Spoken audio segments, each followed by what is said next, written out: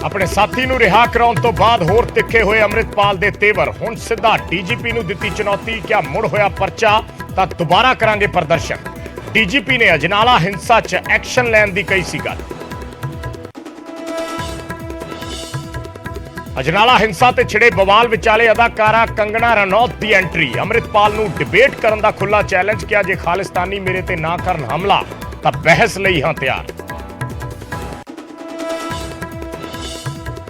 ਢੱਡਰੀਆਂਵਾਲਾ ਨੇ ਫਿਰ ਸਾਧਿਆ ਅੰਮ੍ਰਿਤਪਾਲ ਤੇ ਨਿਸ਼ਾਨਾ। ਕਿਹਾ ਬੇਅਦਬੀ ਦੀ ਸੰਭਾਵਨਾ ਤੇ ਪੈਦਾ ਕੀਤੇ ਗਏ ਹਾਲਾਤ। ਪਹਿਲਾਂ ਸਿੱਖ ਸੇਫ ਜਗ੍ਹਾ ਤੇ ਪ੍ਰਕਾਸ਼ ਕਰਕੇ ਆਪ ਲੜਦੇ ਸੀ ਲੜਾਈ, ਨਾਲੇ ਜਾਂਦੇ ਨਹੀਂ ਜਾਂਦੀ ਸੀ ਪਾਲਕੀ ਸਾਹਿਬ ਦੇ ਪਿੱਛੇ ਪਿੱਛੇ। ਅੰਮ੍ਰਿਤਪਾਲ ਬੋਲਿਆ ਢੱਡਰੀਆਂਵਾਲੇ ਨੂੰ ਨਹੀਂ ਮੰਨਦਾ ਬੰਦਾ। ਕੋਟਕਪੂਰਾ ਗੋਲੀकांड ਦੀ ਚਾਰਜਸ਼ੀਟ ਨੂੰ ਲੈ ਕੇ ਛਿੜਿਆ ਸਿਆਸੀ ਘਮਾਸਾਨ। ਸੁਖਬੀਰ ਬਾਦਲ ਬੋਲੇ ਸਿਆਸੀ ਬਦਲਾਖੋਰੀ ਤਹਿਤ ਸਪੀਕਰ ਤੇ ਮੰਤਰੀ ਧਾਲੀਵਾਲ ਨੇ ਪਵਾਇਆ ਨਾਮ, ਤਾਂ ਸੀਐਮ ਮਾਨ ਦੀ ਦੋ ਟੁੱਕ। ਸਾਜ਼ਿਸ਼ ਰਚਣ ਵਾਲਿਆਂ ਦੇ ਚਿਹਰੇ ਹੋਏ ਬੇਨਕਾਬ। ਗਵਰਨਰ ਵੱਲੋਂ ਸੈਸ਼ਨ ਦੀ ਮਨਜ਼ੂਰੀ ਨਾ ਦੇਣ ਤੇ ਛਿੜਿਆ ਘਮਾਸਾਨ। ਮਾਨ ਸਰਕਾਰ ਦੇ ਮੰਤਰੀ ਬੋਲੇ ਕੋਈ ਵੀ ਲੋਕਾਂ ਦੇ ਫਤਵੇ ਨੂੰ ਨਹੀਂ ਲਾ ਸਕਦਾ ਢਾਹ। 3 ਕਰੋੜ ਲੋਕਾਂ ਦਾ ਫਤਵਾ ਸਰਕਾਰ ਦੇ ਨਾਲ, ਜ਼ਰੂਰ ਹੋਏਗਾ ਬਜਟ ਸੈਸ਼ਨ।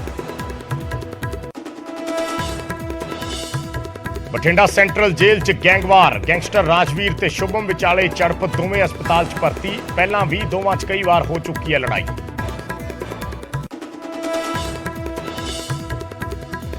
ਅੰਮ੍ਰਿਤਸਰ 'ਚ ਮਕਾਨ ਮਾਲਕ ਤੇ ਸ਼ਰੇਆਮ ਫਾਇਰਿੰਗ ਕਰਦੇ, ਬਾਹਰ ਖੜੇ ਹੋ ਕੇ ਚਲਾਈਆਂ ਗੋਲੀਆਂ। ਸਹੁਰੇ ਪਰਿਵਾਰ ਤੇ ਹਮਲੇ ਦੇ ਇਲਜ਼ਾਮ। ਤਰਨਤਾਰਨ 'ਚ ਭਾਰਤ ਪਾਕਿਸਤਾਨ ਬਾਰਡਰ ਤੇ ਫਿਰ ਨਜ਼ਰ ਆਇਆ ਡਰੋਨ। ਬੀਐਸਐਫ ਜਵਾਨਾਂ ਦੀ ਫਾਇਰਿੰਗ ਤੋਂ ਬਾਅਦ ਮੁੜਿਆ ਪਾਕਿਸਤਾਨ। ਜਵਾਨਾਂ ਨੇ ਇਲਾਕੇ 'ਚ ਚਲਾਇਆ ਸਰਚ ਆਪਰੇਸ਼ਨ।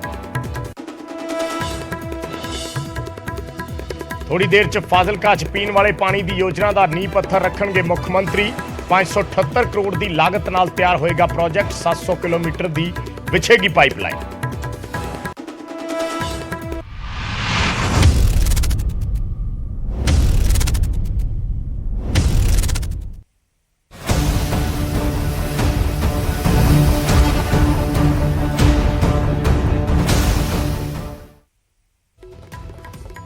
ਸਤਿ ਸ਼੍ਰੀ ਅਕਾਲ। ਨਿਊਜ਼ 18 ਪੰਜਾਬ ਹਰਿਆਣਾ ਦੇਖ ਰਹੇ ਸਾਰੇ ਦਰਸ਼ਕਾਂ ਦਾ ਸਵਾਗਤ ਹੈ। ਮੈਂ ਹਾਂ ਵਿਜੇਪਾਲ ਸਿੰਘ ਬਰਾੜ। ਗੱਲ ਕਰਦੇ ਹਾਂ ਅਜਨਾਲਾ ਹਿੰਸਾ ਦੀ। ਅਜਨਾਲਾ ਹਿੰਸਾ ਤੇ ਪਿਛਲੇ 2 ਦਿਨਾਂ ਦੇ ਵਿੱਚ ਇਸ ਮਾਮਲੇ ਤੇ ਬਹੁਤ ਕੁਝ ਹੋਇਆ ਹੈ। ਕਿਸ ਤਰੀਕੇ ਨਾਲ ਘਟਨਾਕ੍ਰਮ ਜਿਹੜੇ ਸੀ ਅੱਗੇ ਵਧੇ ਔਰ ਕਿਸ ਤਰੀਕੇ ਨਾਲ ਹੱਲ ਹੋਏ, ਤੇ ਹੁਣ ਇਸ ਘਟਨਾਕ੍ਰਮ ਦੇ ਵਿੱਚ ਐਂਟਰੀ ਮਾਰੀ ਹੈ ਬਾਲੀਵੁੱਡ ਕੁਈਨ ਕੰਗਣਾ ਰਣੌਤ ਨੇ। ਕੰਗਣਾ ਰਣੌਤ ਵੱਲੋਂ ਸਿੱਧੇ ਅੰਮ੍ਰਿਤਪਾਲ ਤੇ ਸਵਾਲ ਚੱਕੇ ਗਏ ਨੇ, ਖਾਲਿਸਤਾਨ ਦੇ ਮੁੱਦੇ ਤੇ ਸਵਾਲ ਚੱਕੇ ਗਏ ਨੇ ਔਰ ਕੰਗਣਾ ਰਣੌਤ ਨੇ ਅੰਮ੍ਰਿਤਪਾਲ ਨੂੰ ਚੈਲੰਜ ਕਰਦੇ ਹੋਏ ਇਹ ਕਿਹਾ ਹੈ ਕਿ ਮੈਂ ਖੁੱਲੀ ਬਹਿਸ ਦੇ ਲਈ ਤਿਆਰ ਹਾਂ, ਬਸ਼ਰਤੇ ਖਾਲਿਸਤਾਨੀ ਮੇਰੇ ਤੇ ਹਮਲਾ ਨਾ ਕਰਨ। ਇਹ ਗੱਲ ਕੰਗਣਾ ਰਣੌਤ ਵੱਲੋਂ ਆਪਣੇ ਟਵੀਟਸ ਦੇ ਜ਼ਰੀਏ ਕਹੀ ਗਈ ਹੈ। ਇੱਕ ਤੋਂ ਬਾਅਦ ਇੱਕ ਕਈ ਟਵੀਟ ਕੀਤੇ ਗਏ ਨੇ ਔਰ ਕੰਗਣਾ ਰਣੌਤ ਨੇ ਕਿਹਾ ਹੈ ਕਿ ਮੈਂ ਅੰਮ੍ਰਿਤਪਾਲ ਦੇ ਨਾਲ ਡਿਬੇਟ ਕਰਨ ਨੂੰ ਤਿਆਰ ਹਾਂ, ਖਾਲਿਸਤਾਨ ਦੇ ਮਸਲੇ ਤੇ ਡਿਬੇਟ ਕਰਨ ਨੂੰ ਤਿਆਰ ਹਾਂ। ਖੁੱਲੀ ਚੁਣੌਤੀ ਦਿੱਤੀ ਹੈ। ਉਹਨਾਂ ਕਿਹਾ ਹੈ ਕਿ ਜੇ ਖਾਲਿਸਤਾਨੀ ਮੇਰੇ ਤੇ ਹਮਲਾ ਨਾ ਕਰਨ ਤਾਂ ਮੈਂ ਕਿਸੇ ਵੀ ਪਲੇਟਫਾਰਮ ਤੇ ਆ ਕੇ ਬਹਿਸ ਕਰ ਸਕਦੀ ਹਾਂ। ਅੰਮ੍ਰਿਤਪਾਲ ਨਾਲ ਖਾਲਿਸਤਾਨ ਦੇ ਮੁੱਦੇ ਤੇ ਡਿਬੇਟ ਕਰਾਂਗੀ। ਇਹ ਗੱਲ ਕੰਗਣਾ ਰਣੌਤ ਵੱਲੋਂ ਕਹੀ ਗਈ ਹੈ। ਪਹਿਲਾਂ ਵੀ ਕਿਸਾਨੀ ਅੰਦੋਲਨ ਤੋਂ ਲੈ ਕੇ ਹੁਣ ਤੱਕ ਬਹੁਤ ਸਾਰੇ ਐਸੇ ਪੰਜਾਬ ਨਾਲ ਸੰਬੰਧਿਤ ਮਸਲੇ ਨੇ ਜਿਸ ਤੇ ਕੰਗਣਾ ਰਣੌਤ ਵੱਲੋਂ ਰਿਐਕਟ ਕੀਤਾ ਗਿਆ ਔਰ ਉਸ ਤੋਂ ਬਾਅਦ ਬਹੁਤ ਸਾਰੀ ਕੰਟਰੋਵਰਸੀ, ਬਹੁਤ ਸਾਰੇ ਵਿਵਾਦ ਵੀ ਕੰਗਣਾ ਰਣੌਤ ਦੇ ਬਿਆਨਾਂ ਤੇ ਖੜੇ ਹੁੰਦੇ ਰਹੇ ਨੇ। ਚਾਹੇ ਉਹ ਪੈਸੇ ਲੈ ਕੇ ਅੰਦੋਲਨ 'ਚ ਜਾਣ ਵਾਲੀਆਂ ਮਹਿਲਾਵਾਂ ਬਾਰੇ ਦਿੱਤੇ ਬਿਆਨ ਹੋਣ ਜਾਂ ਕੋਈ ਉਸ ਵੇਲੇ ਵੀ ਜੋ ਟਵੀਟਸ ਕੰਗਣਾ ਰਣੌਤ ਵੱਲੋਂ ਕੀਤੇ ਜਾਂਦੇ ਸੀ, ਉਹ ਇੱਕ ਵਿਵਾਦ ਦਾ ਕਾਰਨ ਬਣਦੇ ਰਹੇ ਨੇ। ਔਰ ਪਿਛਲੇ ਸਮੇਂ ਦੇ ਵਿੱਚ ਜਦੋਂ ਕੰਗਣਾ ਹਿਮਾਚਲ ਤੋਂ ਪੰਜਾਬ ਦੇ ਰਸਤੇ ਦਿੱਲੀ ਜਾ ਰਹੇ ਸੀ ਤਾਂ ਰਸਤੇ 'ਚ ਉਹਨਾਂ ਦੀ ਗੱਡੀ ਨੂੰ ਰੋਕਿਆ ਵੀ ਗਿਆ ਸੀ ਔਰ ਕਈ ਘੰਟੇ ਤੱਕ ਰੋਕ ਕੇ ਰੱਖਿਆ ਗਿਆ ਸੀ। ਤਾਂ ਹੁਣ ਕਾਫੀ ਦੇਰ ਬਾਅਦ ਕੰਗਣਾ ਰਣੌਤ ਨੇ ਫਿਰ ਪੰਜਾਬ ਦੇ ਮੁੱਦੇ ਤੇ ਟਵੀਟ ਕੀਤਾ ਹੈ।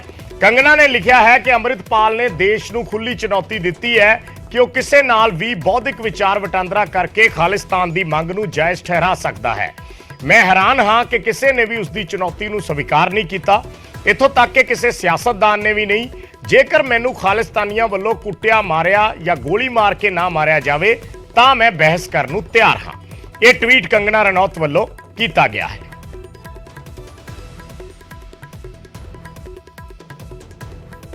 ਇੱਕ ਤੋਂ ਬਾਅਦ ਇੱਕ ਕਈ ਟਵੀਟ ਕੀਤੇ ਨੇ ਕੰਗਣਾ ਰਣੌਤ ਨੇ ਔਰ ਅਗਲੇ ਟਵੀਟ ਦੇ ਵਿੱਚ ਉਸਨੇ ਲਿਖਿਆ ਹੈ ਕਿ ਖਾਲਿਸਤਾਨ ਦੀ ਗੱਲ ਕਰਨ ਵਾਲਿਆਂ ਤੇ ਨਿਸ਼ਾਨਾ ਸਾਧਿਆ ਹੈ। ਟਵੀਟ ਦਾ ਇਹ ਸਿਲਸਿਲਾ ਕੰਗਨਾ ਨੇ ਜਿਹੜਾ ਸ਼ੁਰੂ ਕੀਤਾ ਉਸ ਦੇ ਵਿੱਚ ਮਹਾਭਾਰਤ ਦੇ ਯੁੱਧ ਦਾ ਜ਼ਿਕਰ ਕੀਤਾ ਹੈ। ਉਸਨੇ ਕਿਹਾ ਕਿ ਮਹਾਭਾਰਤ 'ਚ ਪਾਂਡਵਾਂ ਨੇ ਰਾਜਸੂ ਯੱਗ ਕੀਤਾ ਸੀ। ਅਰਜੁਨ ਨੇ ਖੁਦ ਚੀਨ ਜਾ ਕੇ ਉੱਥੋਂ ਦੇ ਰਾਜਿਆਂ ਤੋਂ ਟੈਕਸ ਵਸੂਲਿਆ। ਉਸ ਤੋਂ ਬਾਅਦ ਸਾਰੇ ਰਾਜਿਆਂ ਨੇ ਯੁਧਿਸ਼ਟਰ ਨੂੰ ਵਿਰਾਟ ਭਾਰਤ ਦਾ ਸਮਰਾਟ ਐਲਾਨ ਦਿੱਤਾ। ਉਸ ਤੋਂ ਬਾਅਦ ਹੋਏ ਵਿਸ਼ਵ ਯੁੱਧ ਨੂੰ ਮਹਾਭਾਰਤ ਕਿਹਾ ਜਾਂਦਾ ਹੈ। ਅੰਮ੍ਰਿਤਪਾਲ ਮੇਰੇ ਨਾਲ ਗੱਲ ਕਰੇ। ਪਿਛਲੀਆਂ ਸਦੀਆਂ 'ਚ ਮਹਾਨ ਭਾਰਤ ਕਈ ਵਾਰ ਟੁੱਟਦਾ ਤੇ ਮੁੜ ਜੁੜਦਾ ਰਿਹਾ ਹੈ। ਸ਼ੇਰੇ ਪੰਜਾਬ ਮਹਾਰਾਜਾ ਰਣਜੀਤ ਸਿੰਘ ਜੀ ਦੇ ਸ਼ਾਨਦਾਰ ਸਿੱਖ ਸਮਰਾਜ ਅਤੇ ਉਸਦੇ ਰਾਜ ਨੂੰ ਕੌਣ ਨਕਾਰ ਸਕਦਾ ਹੈ, ਪਰ ਅੱਜ ਉਸ ਸਮਰਾਜ ਦੀ ਹੋਂਦ ਇਸ ਕਰਕੇ ਹੈ ਕਿਉਂਕਿ ਅੱਜ ਦੇ ਲੋਕਤੰਤਰੀ ਯੁੱਗ ਦੇ ਸਮਰਾਟ ਜਿਨ੍ਹਾਂ ਦਾ ਨਾਮ ਸਰਦਾਰ ਵੱਲਭ ਭਾਈ ਪਟੇਲ ਹੈ, ਉਹਨਾਂ ਨੇ ਫਿਰ ਤੋਂ ਖੰਡਿਤ ਵਿਰਾਟ ਭਾਰਤ ਨੂੰ ਇਕਜੁੱਟ ਕੀਤਾ ਤੇ ਅੱਜ ਬਹੁਤ ਸਾਰੇ ਛੋਟੇ-ਛੋਟੇ ਰਾਜ ਨੇ ਜਿਨ੍ਹਾਂ 'ਚ ਪੁਰਾਣੇ ਰਾਜਿਆਂ ਵਰਗਾ ਇੱਕ ਮੁੱਖ ਮੰਤਰੀ ਹੈ ਤੇ ਇੱਕ ਪ੍ਰਧਾਨ ਮੰਤਰੀ ਹੈ, ਜਿਸ ਨੂੰ ਅਸੀਂ ਉਹਨਾਂ ਦਿਨਾਂ 'ਚ ਸਮਰਾਟ ਕਹਿੰਦੇ ਸੀ। ਜੇ ਕੋਈ ਇਸ ਸਿਸਟਮ ਨੂੰ ਚੁਣੌਤੀ ਦੇ ਰਿਹਾ ਹੈ ਤੇ ਮੁੜ ਦੇਸ਼ ਨੂੰ ਤੋੜਨ ਦੀ ਗੱਲ ਕਰ ਰਿਹਾ ਹੈ ਤਾਂ ਉਹ ਆਮ ਲੋਕਾਂ ਨੂੰ ਮੂਰਖ ਬਣਾ ਰਿਹਾ ਹੈ। ਕੰਗਨਾ ਨੇ ਅੱਗੇ ਲਿਖਿਆ ਹੈ ਕਿ ਖਾਲਿਸਤਾਨ ਸਿਰਫ ਇੱਕ ਸੋਚ ਹੈ। ਅੰਮ੍ਰਿਤਪਾਲ ਨੇ ਦੇਸ਼ ਨੂੰ ਖੁੱਲੀ ਚੁਣੌਤੀ ਦਿੱਤੀ ਹੈ ਕਿ ਉਹ ਕਿਸੇ ਨਾਲ ਵੀ ਬੌਧਿਕ ਵਿਚਾਰ ਵਟਾਂਦਰਾ ਕਰਕੇ ਖਾਲਿਸਤਾਨ ਦੀ ਮੰਗ ਨੂੰ ਜਾਇਜ਼ ਠਹਿਰਾ ਸਕਦਾ ਹੈ।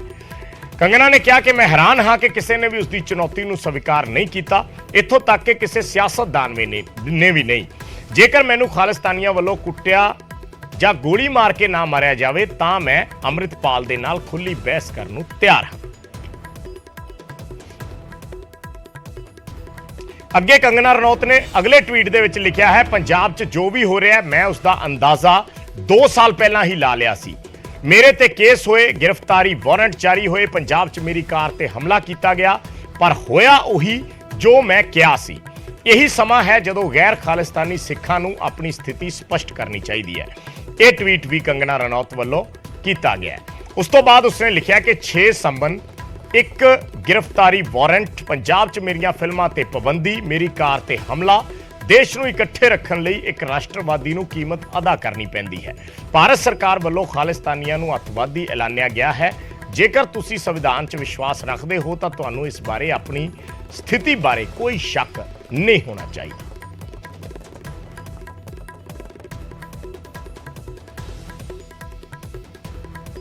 ਤਾਂ ਸ਼੍ਰੋਮਣੀ ਅਕਾਲੀ ਦਲ ਅੰਮ੍ਰਿਤਸਰ ਤੋਂ ਸਾਡੇ ਨਾਲ ਪ੍ਰੋਫੈਸਰ ਮਹਿੰਦਰਪਾਲ ਜੁੜੇ ਨੇ। ਪ੍ਰੋਫੈਸਰ ਸਾਹਿਬ ਬਹੁਤ ਬਹੁਤ ਸਵਾਗਤ ਹੈ ਨਿਊਜ਼ 18 ਪੰਜਾਬ ਤੇ। ਜਿਸ ਤਰੀਕੇ ਦੀ ਕਵਾਇਦ ਚੱਲ ਰਹੀ ਹੈ, ਟਵੀਟਸ ਦਾ ਸਿਲਸਿਲਾ ਹੈ, ਕੰਗਨਾ ਰਣੌਤ ਵੱਲੋਂ ਬੜੇ ਟਵੀਟ ਕੀਤੇ ਗਏ ਨੇ, ਅੰਮ੍ਰਿਤਪਾਲ ਦੀ ਵਿਚਾਰਧਾਰਾ ਤੇ ਸਵਾਲ ਚੱਕੇ ਜਾ ਰਹੇ ਨੇ, ਬਹੁਤ ਸਾਰੇ ਜਿਹੜੇ ਸਿਆਸੀ ਆਗੂ ਨੇ ਉਹਨਾਂ ਵੱਲੋਂ ਵੱਖੋ ਵੱਖਰੇ ਪ੍ਰਤੀਕਰਮ ਦਿੱਤੇ ਜਾ ਰਹੇ ਨੇ। ਤੁਸੀਂ ਇਸ ਕਵਾਇਦ ਨੂੰ ਕਿਸ ਲਿਹਾਜ਼ ਨਾਲ ਦੇਖ ਰਹੇ ਹੋ? ਸ਼ੁਕਰੀਆ ਜੀ ਆਪਣਾ ਅਜੇਪਾਲ ਜੀ। ਗੱਲ ਇਹ ਹੈ ਕਿ ਕੰਗਨਾ ਰਣੌਤ ਇੱਕ ਐਕਟਰੈਸ ਹੈ ਜੀ, ਤੇ ਉਹ ਕਿਸ ਕੈਪੈਸਿਟੀ ਦੇ ਵਿੱਚ ਉਹਨੂੰ ਇੰਨਾ ਮਤਲਬ ਹਾਈਲਾਈਟ ਕੀਤਾ ਜਾਂਦਾ ਹੈ, ਮੈਨੂੰ ਅੱਜ ਤੱਕ ਇਸ ਗੱਲ ਦੀ ਸਮਝ ਨਹੀਂ ਆਈ ਵੀ ਇੱਕ ਪਾਸੇ ਇੰਡੀਅਨ ਗਵਰਨਮੈਂਟ ਦੇ ਨਾਲ ਕਿਸਾਨ ਅੰਦੋਲਨ ਚੱਲਦਾ ਹੈ ਤਾਂ ਵੀ ਉਹ ਮਤਲਬ ਕਹਿਣ ਤੋਂ ਟਵੀਟ ਕਰਦੀ ਹੈ। ਜੇ ਅੱਜ ਪੰਜਾਬ ਦੇ ਵਿੱਚ ਅੰਮ੍ਰਿਤਪਾਲ ਸਿੰਘ ਜੀ ਨੇ ਕੋਈ ਗੱਲ ਕੀਤੀ ਹੈ ਤਾਂ ਵੀ ਉਹ ਟਵੀਟ ਕਰਦੀ ਹੈ। ਆਖਰ ਉਹਨੂੰ ਇਹ ਵੀ ਤਾਂ ਦੇਖਣਾ ਚਾਹੀਦਾ ਵੀ ਉਹ ਭਾਰਤ ਸਰਕਾਰ ਤੋਂ ਤਨਖਾਹ ਲੈਂਦੀ ਹੈ ਜਾਂ ਕੀ ਕਰਦੀ ਹੈ, ਨੰਬਰ 1। ਨੰਬਰ 2 ਕਿ ਜਿਹੜਾ ਉਹ ਕਹਿੰਦੀ ਹੈ ਕਿ ਜਿਹੜੇ ਭਾਰਤ ਸਰਕਾਰ ਨੇ ਹੁਣ ਤੁਸੀਂ ਕਿਹਾ ਵੀ ਖਾਲਿਸਤਾਨੀਆਂ ਨੂੰ ਅੱਤਵਾਦੀ ਐਲਾਨਿਆ ਹੋਇਆ ਹੈ ਜੀ, ਲਿਖਿਆ ਗਿਆ ਕੰਗਨਾ ਵੱਲੋਂ। ਇਹ ਕੰਗਨਾ ਕਹਿੰਦੀ ਹੈ ਨਾ, ਕੰਗਨਾ ਨੂੰ ਇਸ ਗੱਲ ਦੇ ਉੱਤੇ contempt of court the case ਉਸ ਤੇ ਚੱਲਣਾ ਚਾਹੀਦਾ। ਭਾਰਤ ਦੇ ਵਿੱਚ ਜਿਹੜਾ RSS ਦੀ ਗੱਲ ਕਰੇ ਨਾ ਉਹਦੇ ਤੇ ਕੇਸ ਚੱਲਦਾ ਨਹੀਂ ਹੁੰਦਾ, ਪਰ ਇਹ ਬਣਦਾ ਹੈ। ਕਿਉਂਕਿ ਖਾਲਿਸਤਾਨ ਦੀ ਗੱਲ ਕਰਨਾ, ਖਾਲਿਸਤਾਨ ਦੇ ਬਾਰੇ ਪ੍ਰਚਾਰ ਕਰਨਾ ਤੇ ਖਾਲਿਸਤਾਨ ਦੇ ਉੱਤੇ ਲਿਟਰੇਚਰ ਵੰਡਣਾ ਮੀਨਸ ਡੈਮੋਕ੍ਰੇਟਿਕਲੀ ਐਂਡ ਪੀਸਫੁਲੀ, ਉਹ ਕਿਸੇ ਤਰ੍ਹਾਂ ਦੀ ਗੈਰ ਕਾਨੂੰਨੀ ਨਹੀਂ ਹੈ। ਇਹ ਸੁਪਰੀਮ ਕੋਰਟ ਆਫ ਇੰਡੀਆ ਨੇ ਜਜਮੈਂਟ ਦਿੱਤੀ ਹੈ 2008 ਚ ਸਿਮਰਨਜੀਤ ਸਿੰਘ ਮਾਨ ਵਰਸਸ ਸਟੇਟ ਆਫ ਪੰਜਾਬ ਦੇ ਸੰਬੰਧ। ਠੀਕ ਹੈ, ਠੀਕ, ਮੈਨੂੰ ਪਤਾ ਹੈ ਜੀ। ਹਾਂਜੀ, ਉਹ ਮਤਲਬ ਕਹਿਣ ਤੋਂ ਉਹ ਜਿਹੜਾ ਕਾਨੂੰਨ ਤੋਂ ਉਲਟ ਜਾ ਰਹੀ ਹੈ। ਕੀ ਇੰਡੀਅਨ ਗਵਰਨਮੈਂਟ ਸੁਪਰੀਮ ਕੋਰਟ ਦੀ ਤੋਹੀਨ ਨੂੰ ਨਾ ਬਰਦਾਸ਼ਤ ਕਰਦੇ ਹੋਇਆ ਇਹਨੂੰ ਗ੍ਰਿਫਤਾਰ ਕਰੇਗੀ? ਮੇਰਾ ਇਹ ਸਵਾਲ ਹੈ।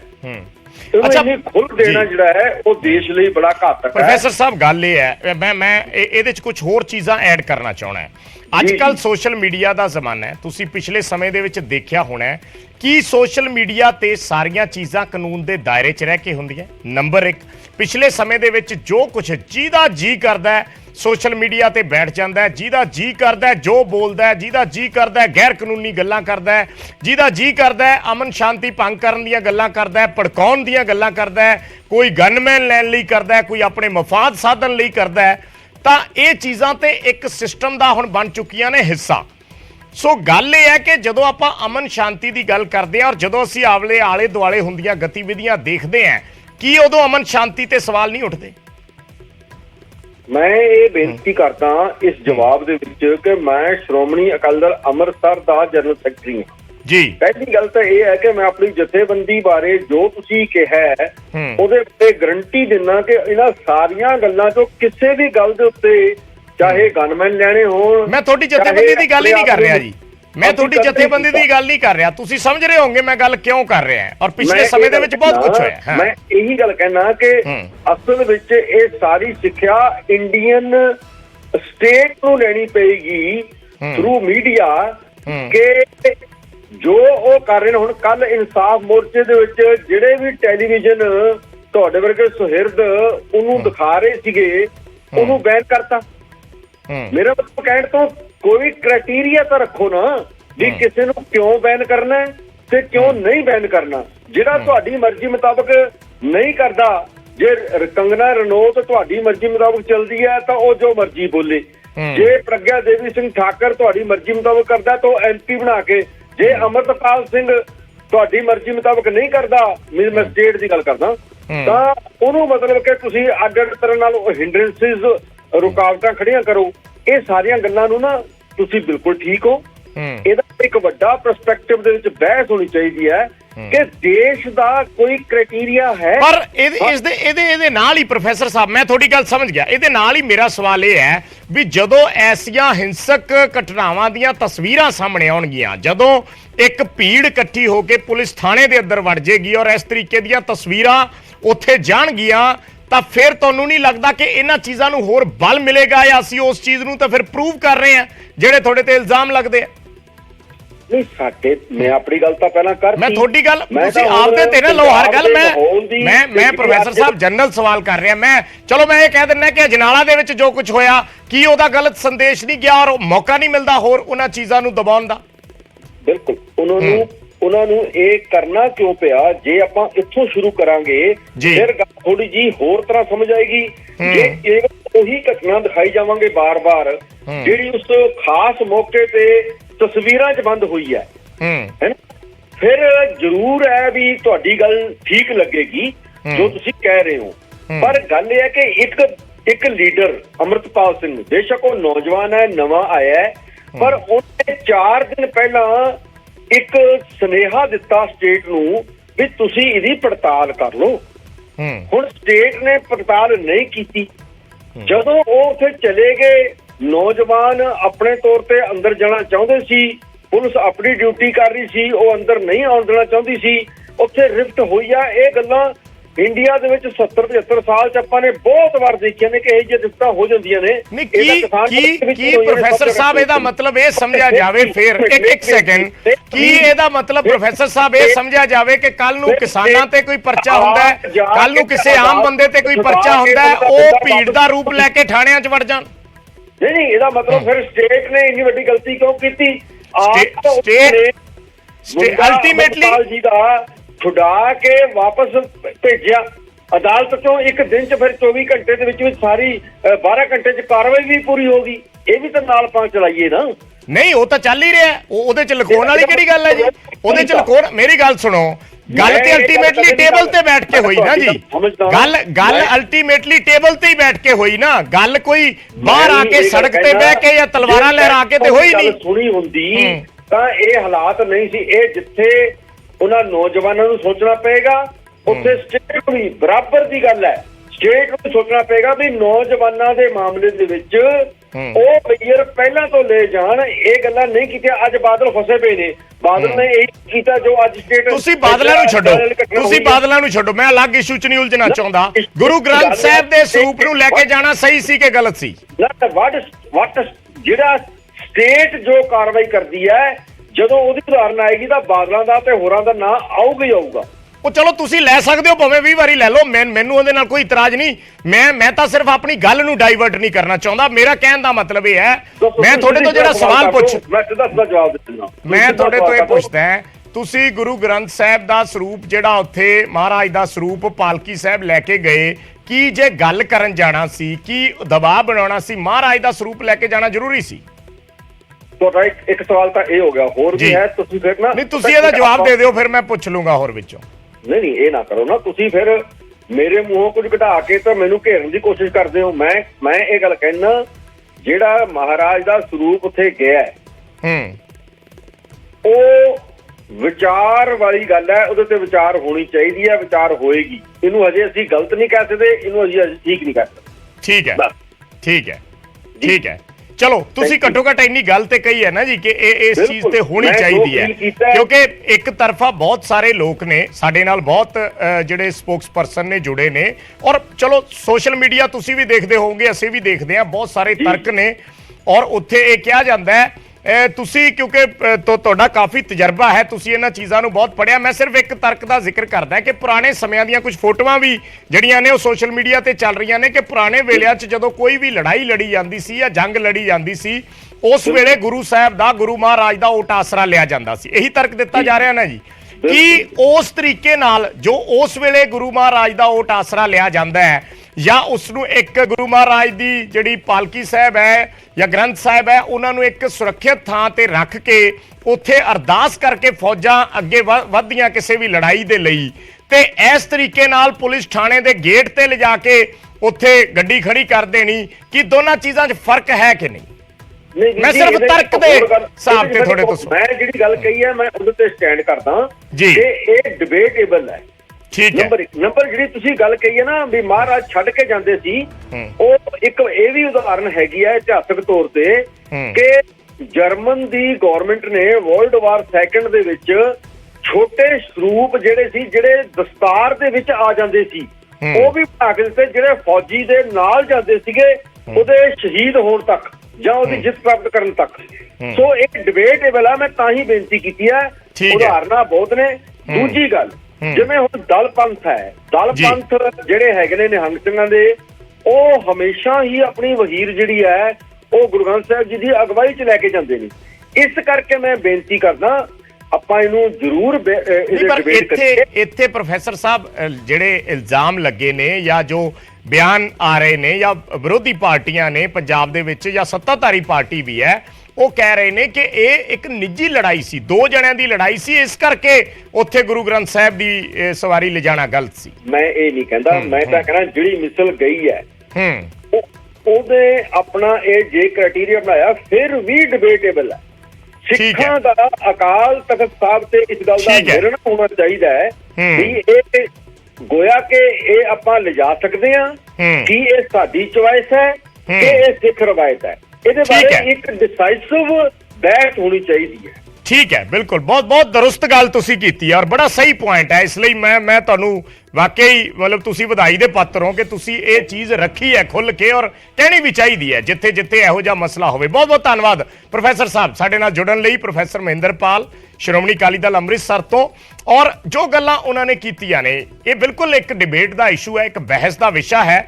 ਜੋ ਉਹਨਾਂ ਨੇ ਵੀ ਕਿਹਾ ਕਿ ਇਸ ਤਰੀਕੇ ਨਾਲ ਜਾਣਾ, ਜਾਂ ਕਿ ਜਦੋਂ ਕੋਈ ਐਸਾ ਮਸਲਾ ਹੋਵੇ ਜਿਹਨੂੰ ਅਸੀਂ ਬੇਸ਼ੱਕ ਕਹਿ ਰਹੇ ਹਾਂ ਕਿ ਕੌਮ ਦਾ ਮਸਲਾ ਹੈ, ਪਰ ਜਿਹੜਾ ਕੇਸ ਦਰਜ ਹੋਇਆ ਜਾਂ ਉਸ ਦੇ ਵਿੱਚ ਦੋ ਧਿਰਾਂ ਦੀ ਆਮੋ ਸਾਹਮਣੇ ਹੋਣਾ ਔਰ ਉੱਥੇ ਗੁਰੂ ਗ੍ਰੰਥ ਸਾਹਿਬ ਦੀ ਸਵਾਰੀ ਪਾਲਕੀ ਸਾਹਿਬ ਲੈ ਕੇ ਜਾਣਾ, ਇਹ ਇੱਕ ਡਿਬੇਟੇਬਲ ਇਸ਼ੂ ਹੈ। ਔਰ ਅਕਾਲ ਤਖਤ ਸਾਹਿਬ ਦੇ ਜਥੇਦਾਰ ਨੂੰ ਇਸ ਤੇ ਅੱਗੇ ਜਿਹੜਾ ਹੈ ਇਸ ਨੂੰ ਇੱਕ ਬਹਿਸ ਦਾ ਮੁੱਦਾ ਬਣਾ ਕੇ ਜਾਂ ਇਸ ਤੇ ਕੋਈ ਫੈਸਲਾ ਲੈਣਾ ਚਾਹੀਦਾ ਹੈ, ਜਾਂ ਇਸ ਬਾਰੇ ਜਿਹੜੇ ਚਿੰਤਕ ਨੇ, ਜਿਹੜੇ ਸਿੱਖ ਬੁੱਧੀਜੀਵੀ ਨੇ, ਉਹਨਾਂ ਦੇ ਨਾਲ ਵਿਚਾਰ ਕਰਨਾ ਚਾਹੀਦਾ। ਨਹੀਂ ਤੇ ਇਸੇ ਤਰੀਕੇ ਨਾਲ ਇਹ ਜਿਹੜੀ ਕੰਟਰੋਵਰਸੀ ਦਾ ਮੁੱਦਾ ਬਣਦਾ ਰਹੇਗਾ, ਵਿਵਾਦ ਦਾ ਮੁੱਦਾ ਬਣਦਾ ਰਹੇਗਾ, ਕਿਉਂਕਿ ਹਰ ਧਿਰ ਦਾ ਆਪਣਾ ਇੱਕ ਤਰਕ ਹੈ, ਹਰ ਧਿਰ ਦਾ ਆਪਣਾ ਇੱਕ ਪੱਖ ਹੈ। ਅੰਮ੍ਰਿਤਪਾਲ ਤੇ ਉਹਨਾਂ ਦੇ ਸਮਰਥਕ ਕਹਿੰਦੇ ਨੇ ਕਿ ਹਰ ਜਗ੍ਹਾ ਤੇ ਮਹਾਰਾਜ ਦਾ ਪ੍ਰਕਾਸ਼ ਹੁੰਦਾ, ਚਾਹੇ ਕਿਸਾਨ ਅੰਦੋਲਨ ਹੋਵੇ, ਚਾਹੇ ਕੌਮੀ ਇਨਸਾਫ ਮੋਰਚਾ ਹੋਵੇ, ਚਾਹੇ ਬਰਗਾੜੀ ਮੋਰਚਾ ਹੋਵੇ, ਜੀਰਾ ਮੋਰਚਾ ਲੱਗਿਆ ਸੀ ਤਾਂ ਅਸੀਂ ਵੀ ਉਸੇ ਤਰੀਕੇ ਨਾਲ, ਕਿਉਂਕਿ ਸਾਡੀ ਖਾਲਸਾ ਵਹੀਰ ਚੱਲ ਰਹੀ ਹੈ, ਅਸੀਂ ਅੰਮ੍ਰਿਤਪਾਨ ਕਰਵਾ ਰਹੇ ਹਾਂ ਲੋਕਾਂ ਨੂੰ ਔਰ ਇਸ ਲਈ ਅਸੀਂ ਲੈ ਕੇ ਗਏ।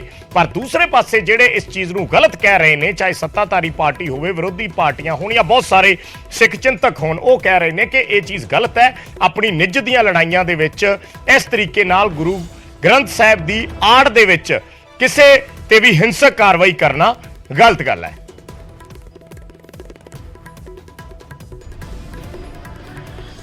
ਪੰਜਾਬ 'ਚ ਜੋ ਵੀ ਹੋ ਰਿਹਾ ਮੈਂ ਉਸ ਦਾ ਅੰਦਾਜ਼ਾ 2 ਸਾਲ ਪਹਿਲਾਂ ਹੀ ਲਗਾ ਲਿਆ ਸੀ। ਮੇਰੇ ਤੇ ਕੇਸ ਹੋਏ, ਗ੍ਰਿਫਤਾਰੀ ਵਾਰੰਟ ਜਾਰੀ ਹੋਏ, ਪੰਜਾਬ 'ਚ ਮੇਰੀ ਕਾਰ ਤੇ ਹਮਲਾ ਕੀਤਾ ਗਿਆ, ਪਰ ਹੋਇਆ ਉਹੀ ਜੋ ਮੈਂ ਕਿਹਾ ਸੀ। ਇਹੀ ਸਮਾਂ ਹੈ ਜਦੋਂ ਗੈਰ ਖਾਲਿਸਤਾਨੀ ਸਿੱਖਾਂ ਨੂੰ ਆਪਣੀ ਸਥਿਤੀ ਸਪਸ਼ਟ ਕਰਨੀ ਚਾਹੀਦੀ ਹੈ।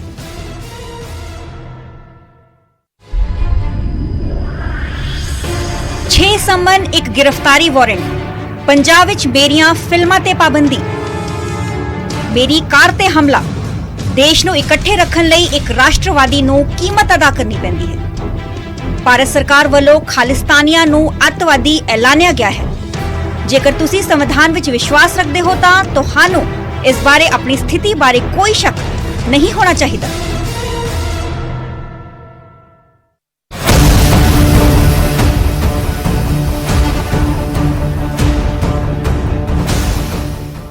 इस न्यूज हेडलाइंस के प्रायोजक कनाडा दे पीआर ਲਈ ਅਪਲਾਈ ਕਰੋ ਬਿਨਾ ਆਇਲਸ ਦੇ, high success rate, government approved, the yellow leaf.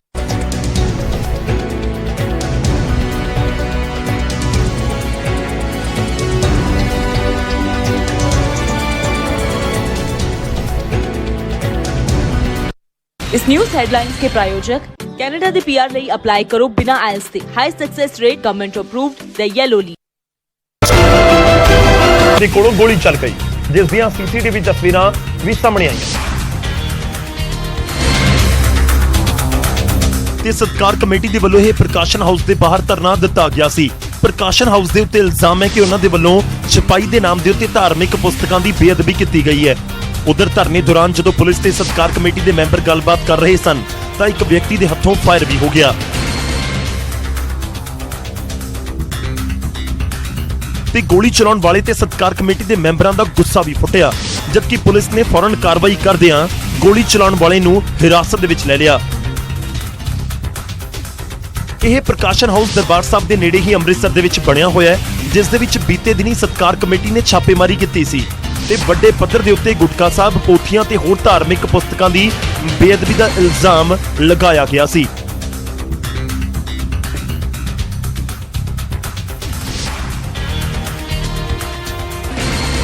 ਹੁਣ ਅਗਲੀ ਖਬਰ ਹੈ ਅਬੋਹਰ ਤੋਂ। ਅਬੋਹਰ ਦੇ ਇੱਕ ਪ੍ਰਾਈਵੇਟ ਹਸਪੀਟਲ ਦੇ ਵਿੱਚ ਇਲਾਜ ਦੌਰਾਨ ਇੱਕ ਮਰੀਜ਼ ਦੀ ਮੌਤ ਹੋ ਗਈ, ਜਿਸ ਤੋਂ ਬਾਅਦ ਭੜਕੇ ਪਰਿਵਾਰ ਨੇ ਜੰਮ ਕੇ ਹੰਗਾਮਾ ਕੀਤਾ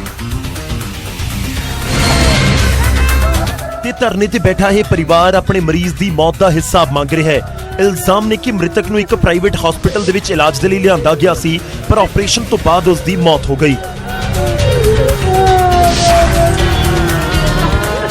इनको नजदीक आके उन्होंने चेक भी नहीं किया, ना डॉक्टर वीरेंद्र चौधरी को उन्होंने जाके बताया कि आपका पेशेंट गंभीर हालत में है, आप जाके संभाल लीजिए। जबकि हस्पताल प्रशासन ने परिवारक मैंबरां दे इल्जाम नूं नकार दिता है ते ऑपरेशन तो बाद मरीज की हालत स्टेबल होने का दावा भी किया। बीपी पल्स वगैरह सब नॉर्मल आया है, उसका चेक करते रहे। विदिन 2 मिनट्स पेशेंट अब ऑलरेडी सडन कोलैप्स किया है। क्या कारण क्या है मौत का? उसका कारण तो मैसिव हार्ट अटैक हो सकता है, उसके हमने 2 मिनट के अंदर इमरजेंसी ली है। परिवार ने डॉक्टरों ते अणगहली दे इल्जाम लगाए ने, जबकि पुलिस ने मृतक देह नूं पोस्टमार्टम दे लई भेजिया ते जांच दी गल कही। परिवार का आरोप यह है कि डॉक्टरों की लापरवाही नाल हुई है, बाकी असीं हुण लाश का पोस्टमार्टम करा के अगली कार्रवाई करांगे। खैर परिवार इंसाफ की गुहार लगा रहा है। पुलिस जांच की गल कह रही है, पर मौत की असल कहानी तो पोस्टमार्टम की रिपोर्ट तो बाद ही सामने आ सकेगी।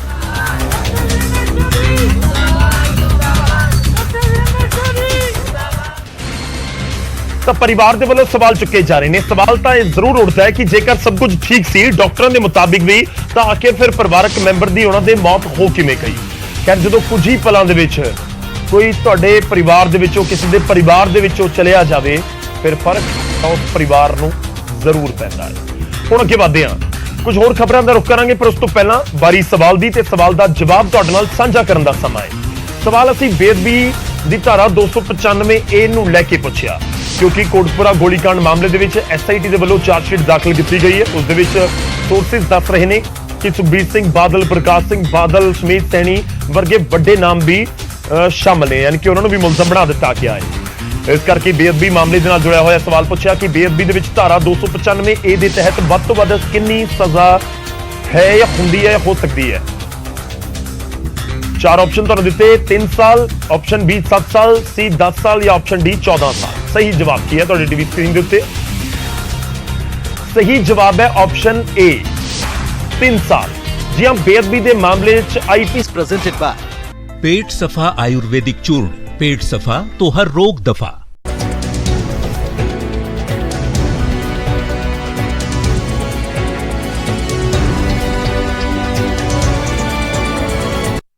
हेडलाइंस प्रेजेंटेड बाय पेट सफा आयुर्वेदिक चूर्ण, पेट सफा तो हर रोग दफा।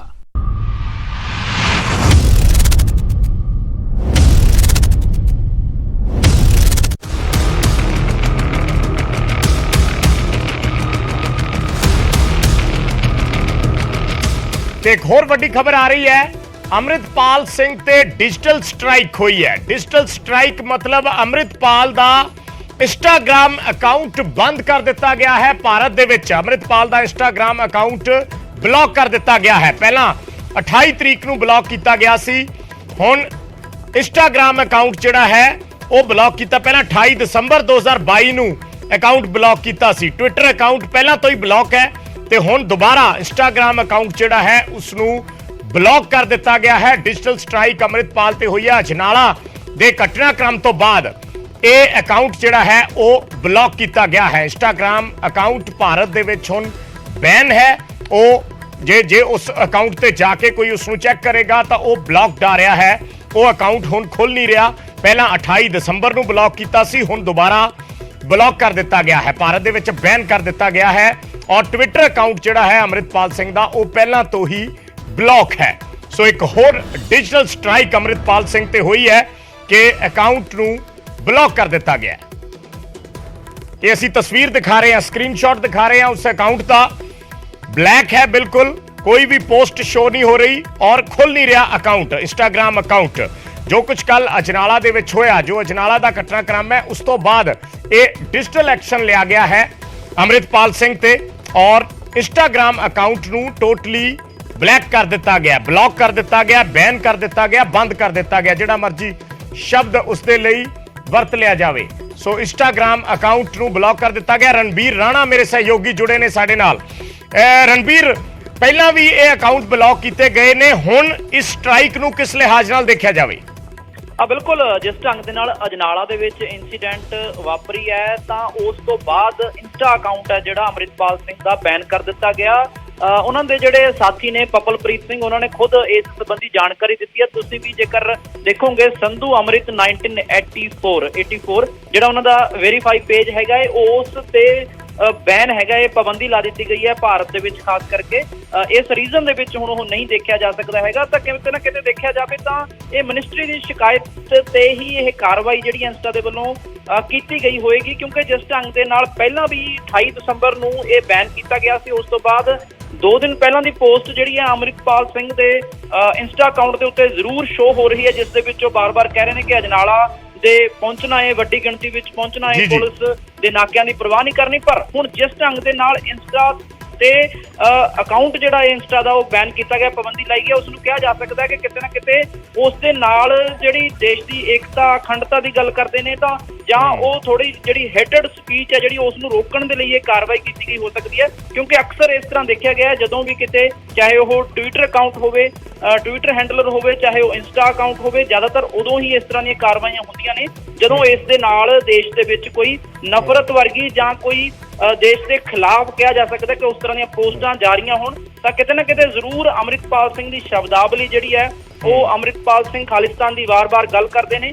ਤਾਂ ਉਸ ਨੂੰ ਲੈ ਕੇ ਹੀ ਇੰਸਟਾ ਤੇ ਇਹ ਕਾਰਵਾਈ ਜਿਹੜੀਆਂ ਉਹਨਾਂ ਦੇ ਅਕਾਊਂਟ ਤੇ ਕੀਤੀ ਗਈ ਹੈ ਵਿਜੇ।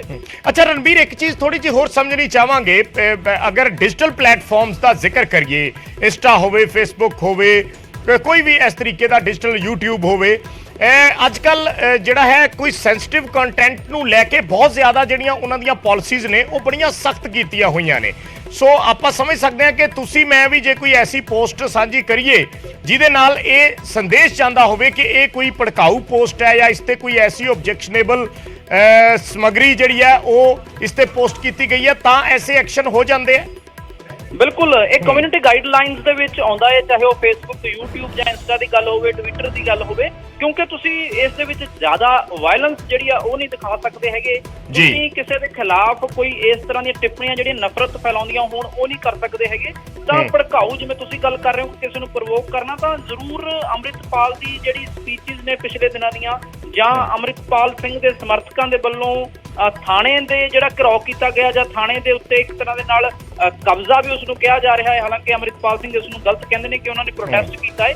ਤੇ ਉਹ ਜਿਹੜੀਆਂ ਚੀਜ਼ਾਂ ਪੁਲਿਸ ਦੇ ਨਾਲ ਬਹਿਸਬਾਜ਼ੀ ਦੀਆਂ ਤਸਵੀਰਾਂ, ਹੱਥਾਂ ਦੇ ਵਿੱਚ ਕਿਰਪਾਨਾਂ ਦੀਆਂ ਤਸਵੀਰਾਂ, ਜਾਂ ਪੁਲਿਸ ਦੇ ਨਾਲ ਜਿਹੜੇ ਅਟੈਕ ਦੀਆਂ ਤਸਵੀਰਾਂ, ਤਾਂ ਕਿਤੇ ਨਾ ਕਿਤੇ ਵਾਰ-ਵਾਰ ਖਾਲਿਸਤਾਨ ਦਾ ਜ਼ਿਕਰ ਕਰਨਾ, ਜਾਂ ਈਵਨ ਕਿ ਦੇਸ਼ ਦੇ ਗ੍ਰਹਿ ਮੰਤਰੀ ਅਮਿਤ ਸ਼ਾਹ ਨੂੰ ਇਹ ਕਹਿਣਾ ਕਿ ਜੇਕਰ ਇੰਦਰਾ ਗਾਂਧੀ ਨੇ ਇਸ ਤਰ੍ਹਾਂ ਕੀਤਾ ਸੀ ਤਾਂ ਉਹਨਾਂ ਦਾ ਹਸ਼ਰ ਇਸ ਤਰ੍ਹਾਂ ਦਾ ਹੋਇਆ ਸੀ, ਤੁਸੀਂ ਆਪਣਾ ਚਾਅ ਲਾ ਲਿਓ। ਤਾਂ ਇਹ ਜਿਹੜੀਆਂ ਸਾਰੀਆਂ ਪਿਛਲੇ ਦਿਨਾਂ ਦੇ ਦੌਰਾਨ ਜਿੰਨੀਆਂ ਵੀ ਉਹਨਾਂ ਦੇ ਕਮੈਂਟਸ ਨੇ, ਜਿੰਨੀਆਂ ਵੀ ਸਟੇਟਮੈਂਟਸ ਨੇ, ਜਿੰਨੀਆਂ ਵੀ ਉਹਨਾਂ ਦੀਆਂ ਟਿੱਪਣੀਆਂ ਨੇ, ਤਾਂ ਕਿਤੇ ਨਾ ਕਿਤੇ ਜਿਹੜੀਆਂ ਫੇਸਬੁੱਕ ਕਮਿਊਨਿਟੀ ਗਾਈਡਲਾਈਨਸ ਨੇ ਜਾਂ YouTube ਹੈ ਜਾਂ ਫਿਰ ਇੰਸਟਾ ਹੈ, ਉਹ ਜ਼ਰੂਰ ਇਸ ਨੂੰ ਹੇਟਡ ਸਪੀਚ ਦੇ ਤੌਰ ਤੇ ਹੀ ਦੇਖਦੇ ਨੇ, ਕਿਉਂਕਿ ਤੁਸੀਂ ਕਿਸੇ ਦੇ ਖਿਲਾਫ ਬੋਲ ਰਹੇ ਹੋ, ਕਿਸੇ ਦੇ ਖਿਲਾਫ ਭੜਕਾਊ ਭਾਸ਼ਣ ਦੇ ਰਹੇ ਹੋ, ਜਾਂ ਤੁਸੀਂ ਕਿਤੇ ਨਾ ਕਿਤੇ ਨਫ਼ਰਤ ਫੈਲਾਉਂਦੇ ਵੀ ਨਜ਼ਰ ਆ ਰਹੇ ਹੋ। ਕਿਉਂਕਿ ਜਦੋਂ ਸਿੱਖ ਵਰਸਸ ਕਿਸੇ ਹੋਰ ਰਿਲੀਜਨ ਨੂੰ ਕਰਕੇ ਦੇਖਿਆ ਜਾਵੇ ਤਾਂ ਉਹ ਜ਼ਰੂਰ ਕਾਰਵਾਈ ਜਿਹੜੀ ਹੈ ਦੋ ਢੰਗ ਨਾਲ ਹੁੰਦੀ ਹੈ ਹਮੇਸ਼ਾ ਹੀ। ਇੱਕ ਤਾਂ ਕਮਿਊਨਿਟੀ ਗਾਈਡਲਾਈਨ ਨੂੰ ਜਦੋਂ ਤੁਸੀਂ ਫੋਲੋ ਨਹੀਂ ਕਰਦੇ ਉਦੋਂ, ਜਾਂ ਫਿਰ ਜਦੋਂ ਮਿਨਿਸਟਰੀ ਕੋਈ ਕਿਸੇ ਦੀ ਸ਼ਿਕਾਇਤ ਕਰਦੀ, ਕਿਉਂਕਿ ਪਹਿਲਾਂ ਵੀ ਬਹੁਤ ਸਾਰੇ ਜਿਹੜੇ ਚੈਨਲਸ ਨੇ YouTube ਤੋਂ ਜਾਂ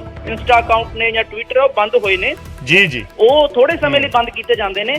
ਉਹ ਉਸ ਦਾ ਕਾਰਨ ਸਭ ਤੋਂ ਵੱਡਾ ਇਹੀ ਹੁੰਦਾ ਹੈ ਕਿ ਤੁਸੀਂ ਜਿਹੜੀਆਂ ਚੀਜ਼ਾਂ ਨਹੀਂ ਦਿਖਾਈਆਂ ਜਾਣੀਆਂ ਚਾਹੀਦੀਆਂ, ਜਿਸ ਨਾਲ ਦੇਸ਼ ਦੀ ਏਕਤਾ, ਅਖੰਡਤਾ ਤੇ ਕੋਈ ਫਰਕ ਪੈਂਦਾ ਹੈ, ਜਿਸ ਨਾਲ ਨਫ਼ਰਤ ਫੈਲਦੀ ਹੈ, ਜਿਸ ਨਾਲ ਕੋਈ ਦੰਗੇ ਹੋ ਸਕਦੇ ਨੇ, ਜਿਸ ਨਾਲ ਕਿਸੇ ਦੇ ਜਜ਼ਬਾਤਾਂ ਨੂੰ ਸੱਟ ਲੱਗਦੀ ਹੈਗੀ ਹੈ, ਜਿਸ ਦੀਆਂ ਕਿਸੇ ਨੂੰ ਭਾਵਨਾਵਾਂ ਨੂੰ ਠੇਸ ਪਹੁੰਚਦੀ ਹੈਗੀ ਹੈ, ਜਿਸ ਨਾਲ ਨੁਕਸਾਨ ਹੋ ਸਕਦਾ ਹੈ, ਤਾਂ ਉਹ ਚੀਜ਼ਾਂ ਨੂੰ ਬਰਦਾਸ਼ਤ ਨਹੀਂ ਕੀਤਾ ਜਾਂਦਾ, ਟੋਲਰੇਟ ਨਹੀਂ ਕੀਤਾ ਜਾਂਦਾ, ਜਿਸ ਕਰਕੇ ਇਹ ਕਾਰਵਾਈ ਹੁੰਦੀ। ਯਾਨੀ ਜਿਹੜੇ ਵੀ ਸੋਸ਼ਲ ਪਲੇਟਫਾਰਮ ਤੇ ਕੋਈ ਵੀ ਐਸੀ ਸਮੱਗਰੀ ਹੈ ਜੇ ਉਹ ਆਪਣੇ ਆਪ ਉਸ ਨੂੰ ਨਾ ਵੀ ਬਲੌਕ ਕਰੇ, ਕਈ ਵਾਰੀ ਉਹ ਆਪਣੇ ਆਪ, ਜ਼ਰੂਰੀ ਨਹੀਂ ਕਿ ਉੱਥੇ ਆਪਣੇ ਆਪ ਹੀ ਬਲੌਕ ਹੋ ਜਾਏ, ਜੇ ਮਾੜੀ ਜੀ ਕੋਈ ਸ਼ਿਕਾਇਤ ਕਰਦੇ ਤਾਂ ਫਿਰ ਉਹ ਤੁਰੰਤ ਬਲੌਕ ਹੋ ਜਾਂਦਾ।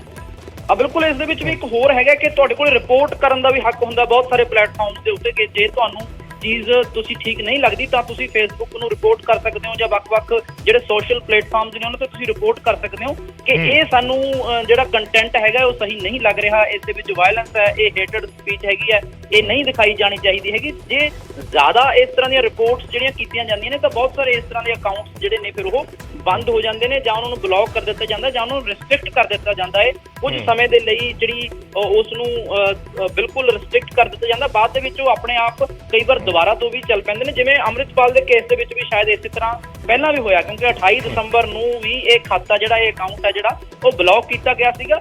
ਦੁਬਾਰਾ ਤੋਂ ਅਸੀਂ ਕੁਝ ਪੋਸਟਾਂ ਇਸ ਤੇ ਦੁਬਾਰਾ ਤੋਂ ਦੇਖ ਰਹੇ ਹਾਂ, ਸੰਧੂ ਅੰਮ੍ਰਿਤ 1984 ਵੈਰੀਫਾਈ ਪੇਜ ਹੈਗਾ, ਹਾਲਾਂਕਿ ਹੋਰ ਬਹੁਤ ਸਾਰੇ ਅਕਾਊਂਟ ਜਿਹੜੇ ਨੇ ਇੰਸਟਾ ਤੇ ਅੰਮ੍ਰਿਤਪਾਲ ਸਿੰਘ ਦੇ ਨਾਮ ਤੋਂ ਚੱਲ ਰਹੇ ਨੇ, ਪਰ ਕਿਉਂਕਿ ਇਹ ਵੈਰੀਫਾਈਡ ਪੇਜ ਹੈਗਾ ਇਸ ਕਰਕੇ ਇਸ ਦਾ ਬੰਦ ਹੋਣਾ ਤੇ ਉਹਨਾਂ ਦੇ ਸਾਥੀ ਵੱਲੋਂ ਇਹ ਜਾਣਕਾਰੀ ਸਾਂਝੀ ਕਰਨਾ ਪਪਲਪ੍ਰੀਤ ਦੇ ਵੱਲੋਂ ਇਹ ਦਰਸਾਉਂਦਾ ਹੈ ਕਿ ਇਹ ਉਹਨਾਂ ਦਾ ਬਿਲਕੁਲ ਵੈਰੀਫਾਈਡ ਪੇਜ ਸੀਗਾ, ਵੈਰੀਫਾਈਡ ਅਕਾਊਂਟ ਸੀਗਾ, ਜਿਸ ਨੂੰ ਹੁਣ ਦੇਸ਼ ਦੇ ਵਿੱਚ ਬੈਨ ਕੀਤਾ ਗਿਆ। ਹਾਲਾਂਕਿ ਕਿੰਨੇ ਸਮੇਂ ਲਈ ਬੈਨ ਕੀਤਾ ਗਿਆ ਤੇ ਕਿਸ ਦੇ ਵੱਲੋਂ ਕੀਤਾ ਗਿਆ, ਦੋ ਚੀਜ਼ਾਂ ਨੇ, ਕਿ ਇਹ ਕੋਈ ਮਿਨਿਸਟਰੀ ਦੇ ਵੱਲੋਂ ਕੋਈ ਸ਼ਿਕਾਇਤ ਕੀਤੀ ਗਈ ਹੈ ਤਾਂ ਇਹ ਬੈਨ ਹੋਇਆ ਹੈ, ਜਾਂ ਫਿਰ ਇਹ ਕਮਿਊਨਿਟੀ ਗਾਈਡਲਾਈਨਸ ਦੇ ਅਗੇਂਸਟ ਸੀਗੀਆਂ ਚੀਜ਼ਾਂ ਤਾਂ ਇਹ ਬੈਨ ਹੋਇਆ ਹੈ। ਇਹ ਵਾਕਈ ਹਜੇ ਜਾਂਚ ਦਾ ਵਿਸ਼ਾ। ਰਣਬੀਰ, ਜਿਹੜਾ ਤੁਸੀਂ ਜ਼ਿਕਰ ਕੀਤਾ ਕਿ ਕੋਈ ਰਿਪੋਰਟ ਕਰ ਦਿੰਦਾ ਹੈ, ਥੋੜਾ ਜਿਹਾ ਟੈਕਨੀਕਲੀ ਮੈਂ ਹੋਰ ਜਾਨਣਾ ਚਾਹੂੰਗਾ ਸਾਡੇ ਦਰਸ਼ਕਾਂ ਲਈ ਕਿ ਰਿਪੋਰਟ ਕੀ ਸਿਰਫ ਕੋਈ ਆਥੋਰਾਈਜ਼ਡ ਜਿਹੜੀ ਸੰਸਥਾ ਹੈ ਉਹ ਕਰੇ ਤਾਂ ਇਸ ਤਰੀਕੇ ਦਾ ਐਕਸ਼ਨ ਹੁੰਦਾ ਹੈ, ਜਾਂ ਕੋਈ ਤੁਸੀਂ, ਮੈਂ ਜਾਂ ਕੋਈ ਵੀ ABC ਵਿਅਕਤੀ ਕੋਈ ਮੇਲ ਵੀ ਕਰਦਾ ਹੈ ਫੇਸਬੁੱਕ ਨੂੰ, ਜਾਂ ਬਲਕ ਦੇ ਵਿੱਚ ਮੇਲਸ ਜਾਂਦੀਆਂ ਨੇ ਤਾਂ ਉਸ ਤੇ ਵੀ ਕਾਰਵਾਈ ਹੋ ਜਾਂਦੀ ਹੈ। ਇਹਦੇ ਵਿੱਚ ਵਾਕਈ ਇਹ ਕਹਿਣਾ ਕਿ ਜ਼ਰੂਰ ਇਹ ਦੇਸ਼ ਦੀ ਸਰਕਾਰ ਵੱਲੋਂ ਜਾਂ ਕਿਤੇ ਪੰਜਾਬ ਸਰਕਾਰ ਵੱਲੋਂ ਜਾਂ ਦੇਸ਼ ਦੀ ਸਰਕਾਰ ਵੱਲੋਂ ਜਾਂ ਮਿਨਿਸਟਰੀ ਵੱਲੋਂ, ਬ੍ਰੌਡਕਾਸਟਿੰਗ ਮਿਨਿਸਟਰੀ ਵੱਲੋਂ ਇਸ ਤਰ੍ਹਾਂ ਦਾ ਕੀਤਾ ਗਿਆ ਹੋ ਸਕਦਾ, ਇਹ ਕੋਈ ਜ਼ਰੂਰੀ ਗੱਲ ਨਹੀਂ ਹੈ। ਜੇਕਰ ਤੁਸੀਂ ਗਾਈਡਲਾਈਨਸ ਨੂੰ ਫੋਲੋ ਨਹੀਂ ਕਰਦੇ ਹੈਗੇ ਤਾਂ ਵੀ ਇਸ ਤਰ੍ਹਾਂ ਦੀ ਕਾਰਵਾਈ ਜਿਹੜੀ ਆ ਉਹ ਹੋ ਜਾਂਦੀ ਹੈ। ਠੀਕ ਹੈ, ਧੰਨਵਾਦ ਰਣਬੀਰ, ਬਹੁਤ ਬਹੁਤ ਸ਼ੁਕਰੀਆ ਇਸ ਜਾਣਕਾਰੀ ਦੇ ਲਈ। ਤਾਂ ਕਾਫੀ ਵਿਸਤਾਰ ਦੇ ਵਿੱਚ ਸਾਡੇ ਸਹਿਯੋਗੀ ਰਣਬੀਰ ਰਾਣਾ ਨੇ ਜਿਸ ਤਰੀਕੇ ਨਾਲ ਜਾਣਕਾਰੀ ਦਿੱਤੀ ਹੈ, ਅੰਮ੍ਰਿਤਪਾਲ ਸਿੰਘ ਦਾ ਅਕਾਊਂਟ ਬਲੌਕ ਹੋਇਆ, ਦੁਬਾਰਾ ਹੋਇਆ, ਪਹਿਲਾਂ ਵੀ ਹੋਇਆ ਸੀ 28 ਦਸੰਬਰ ਨੂੰ, ਉਦੋਂ ਕੁਝ ਦਿਨ ਬਾਅਦ ਚੱਲ ਪਿਆ ਸੀ, ਤੇ ਹੁਣ ਦੁਬਾਰਾ ਜਿਹੜਾ ਵੈਰੀਫਾਈਡ ਅਕਾਊਂਟ ਹੈ ਸੰਧੂ ਅੰਮ੍ਰਿਤ 1984 ਦੇ ਨਾਮ ਤੋਂ, ਉਸ ਨੂੰ ਬਲੌਕ ਕਰ ਦਿੱਤਾ ਗਿਆ। ਅਜਨਾਲਾ ਦੀ ਉਸ ਤੇ ਲਾਸਟ ਪੋਸਟ ਸ਼ੋ ਹੋ ਰਹੀ ਹੈ ਜਿਸ ਦੇ ਵਿੱਚ ਅਪੀਲ ਕੀਤੀ ਗਈ ਸੀ ਸਾਰਿਆਂ ਨੂੰ ਅਜਨਾਲਾ ਪਹੁੰਚਣ ਦੀ, ਆਪਣੇ ਸਮਰਥਕਾਂ ਨੂੰ। ਸਿਰਫ ਆਖਰੀ ਪੋਸਟ ਉਹ ਹੈ ਔਰ ਉਸ ਤੋਂ ਬਾਅਦ ਬਲੈਕ ਆ ਰਿਹਾ ਹੈ। ਕੋਈ ਵੀ ਪੋਸਟ ਜਿਹੜੀ ਹੈ ਅੰਮ੍ਰਿਤਪਾਲ ਦੇ ਅਕਾਊਂਟ ਤੇ ਉਸ ਤੋਂ ਬਾਅਦ ਨਜ਼ਰ ਨਹੀਂ ਆਈ ਹੈ ਔਰ ਖੁਦ ਉਹਨਾਂ ਦੇ ਸਮਰਥਕਾਂ ਨੇ ਇਸ ਚੀਜ਼ ਦੀ, ਇਸ ਗੱਲ ਦੀ ਤਸਦੀਕ ਕੀਤੀ ਹੈ ਕਿ ਹਾਂ ਉਹਨਾਂ ਦਾ ਅਕਾਊਂਟ ਜਿਹੜਾ ਹੈ ਉਸ ਨੂੰ ਬਲੌਕ ਕਰ ਦਿੱਤਾ ਗਿਆ।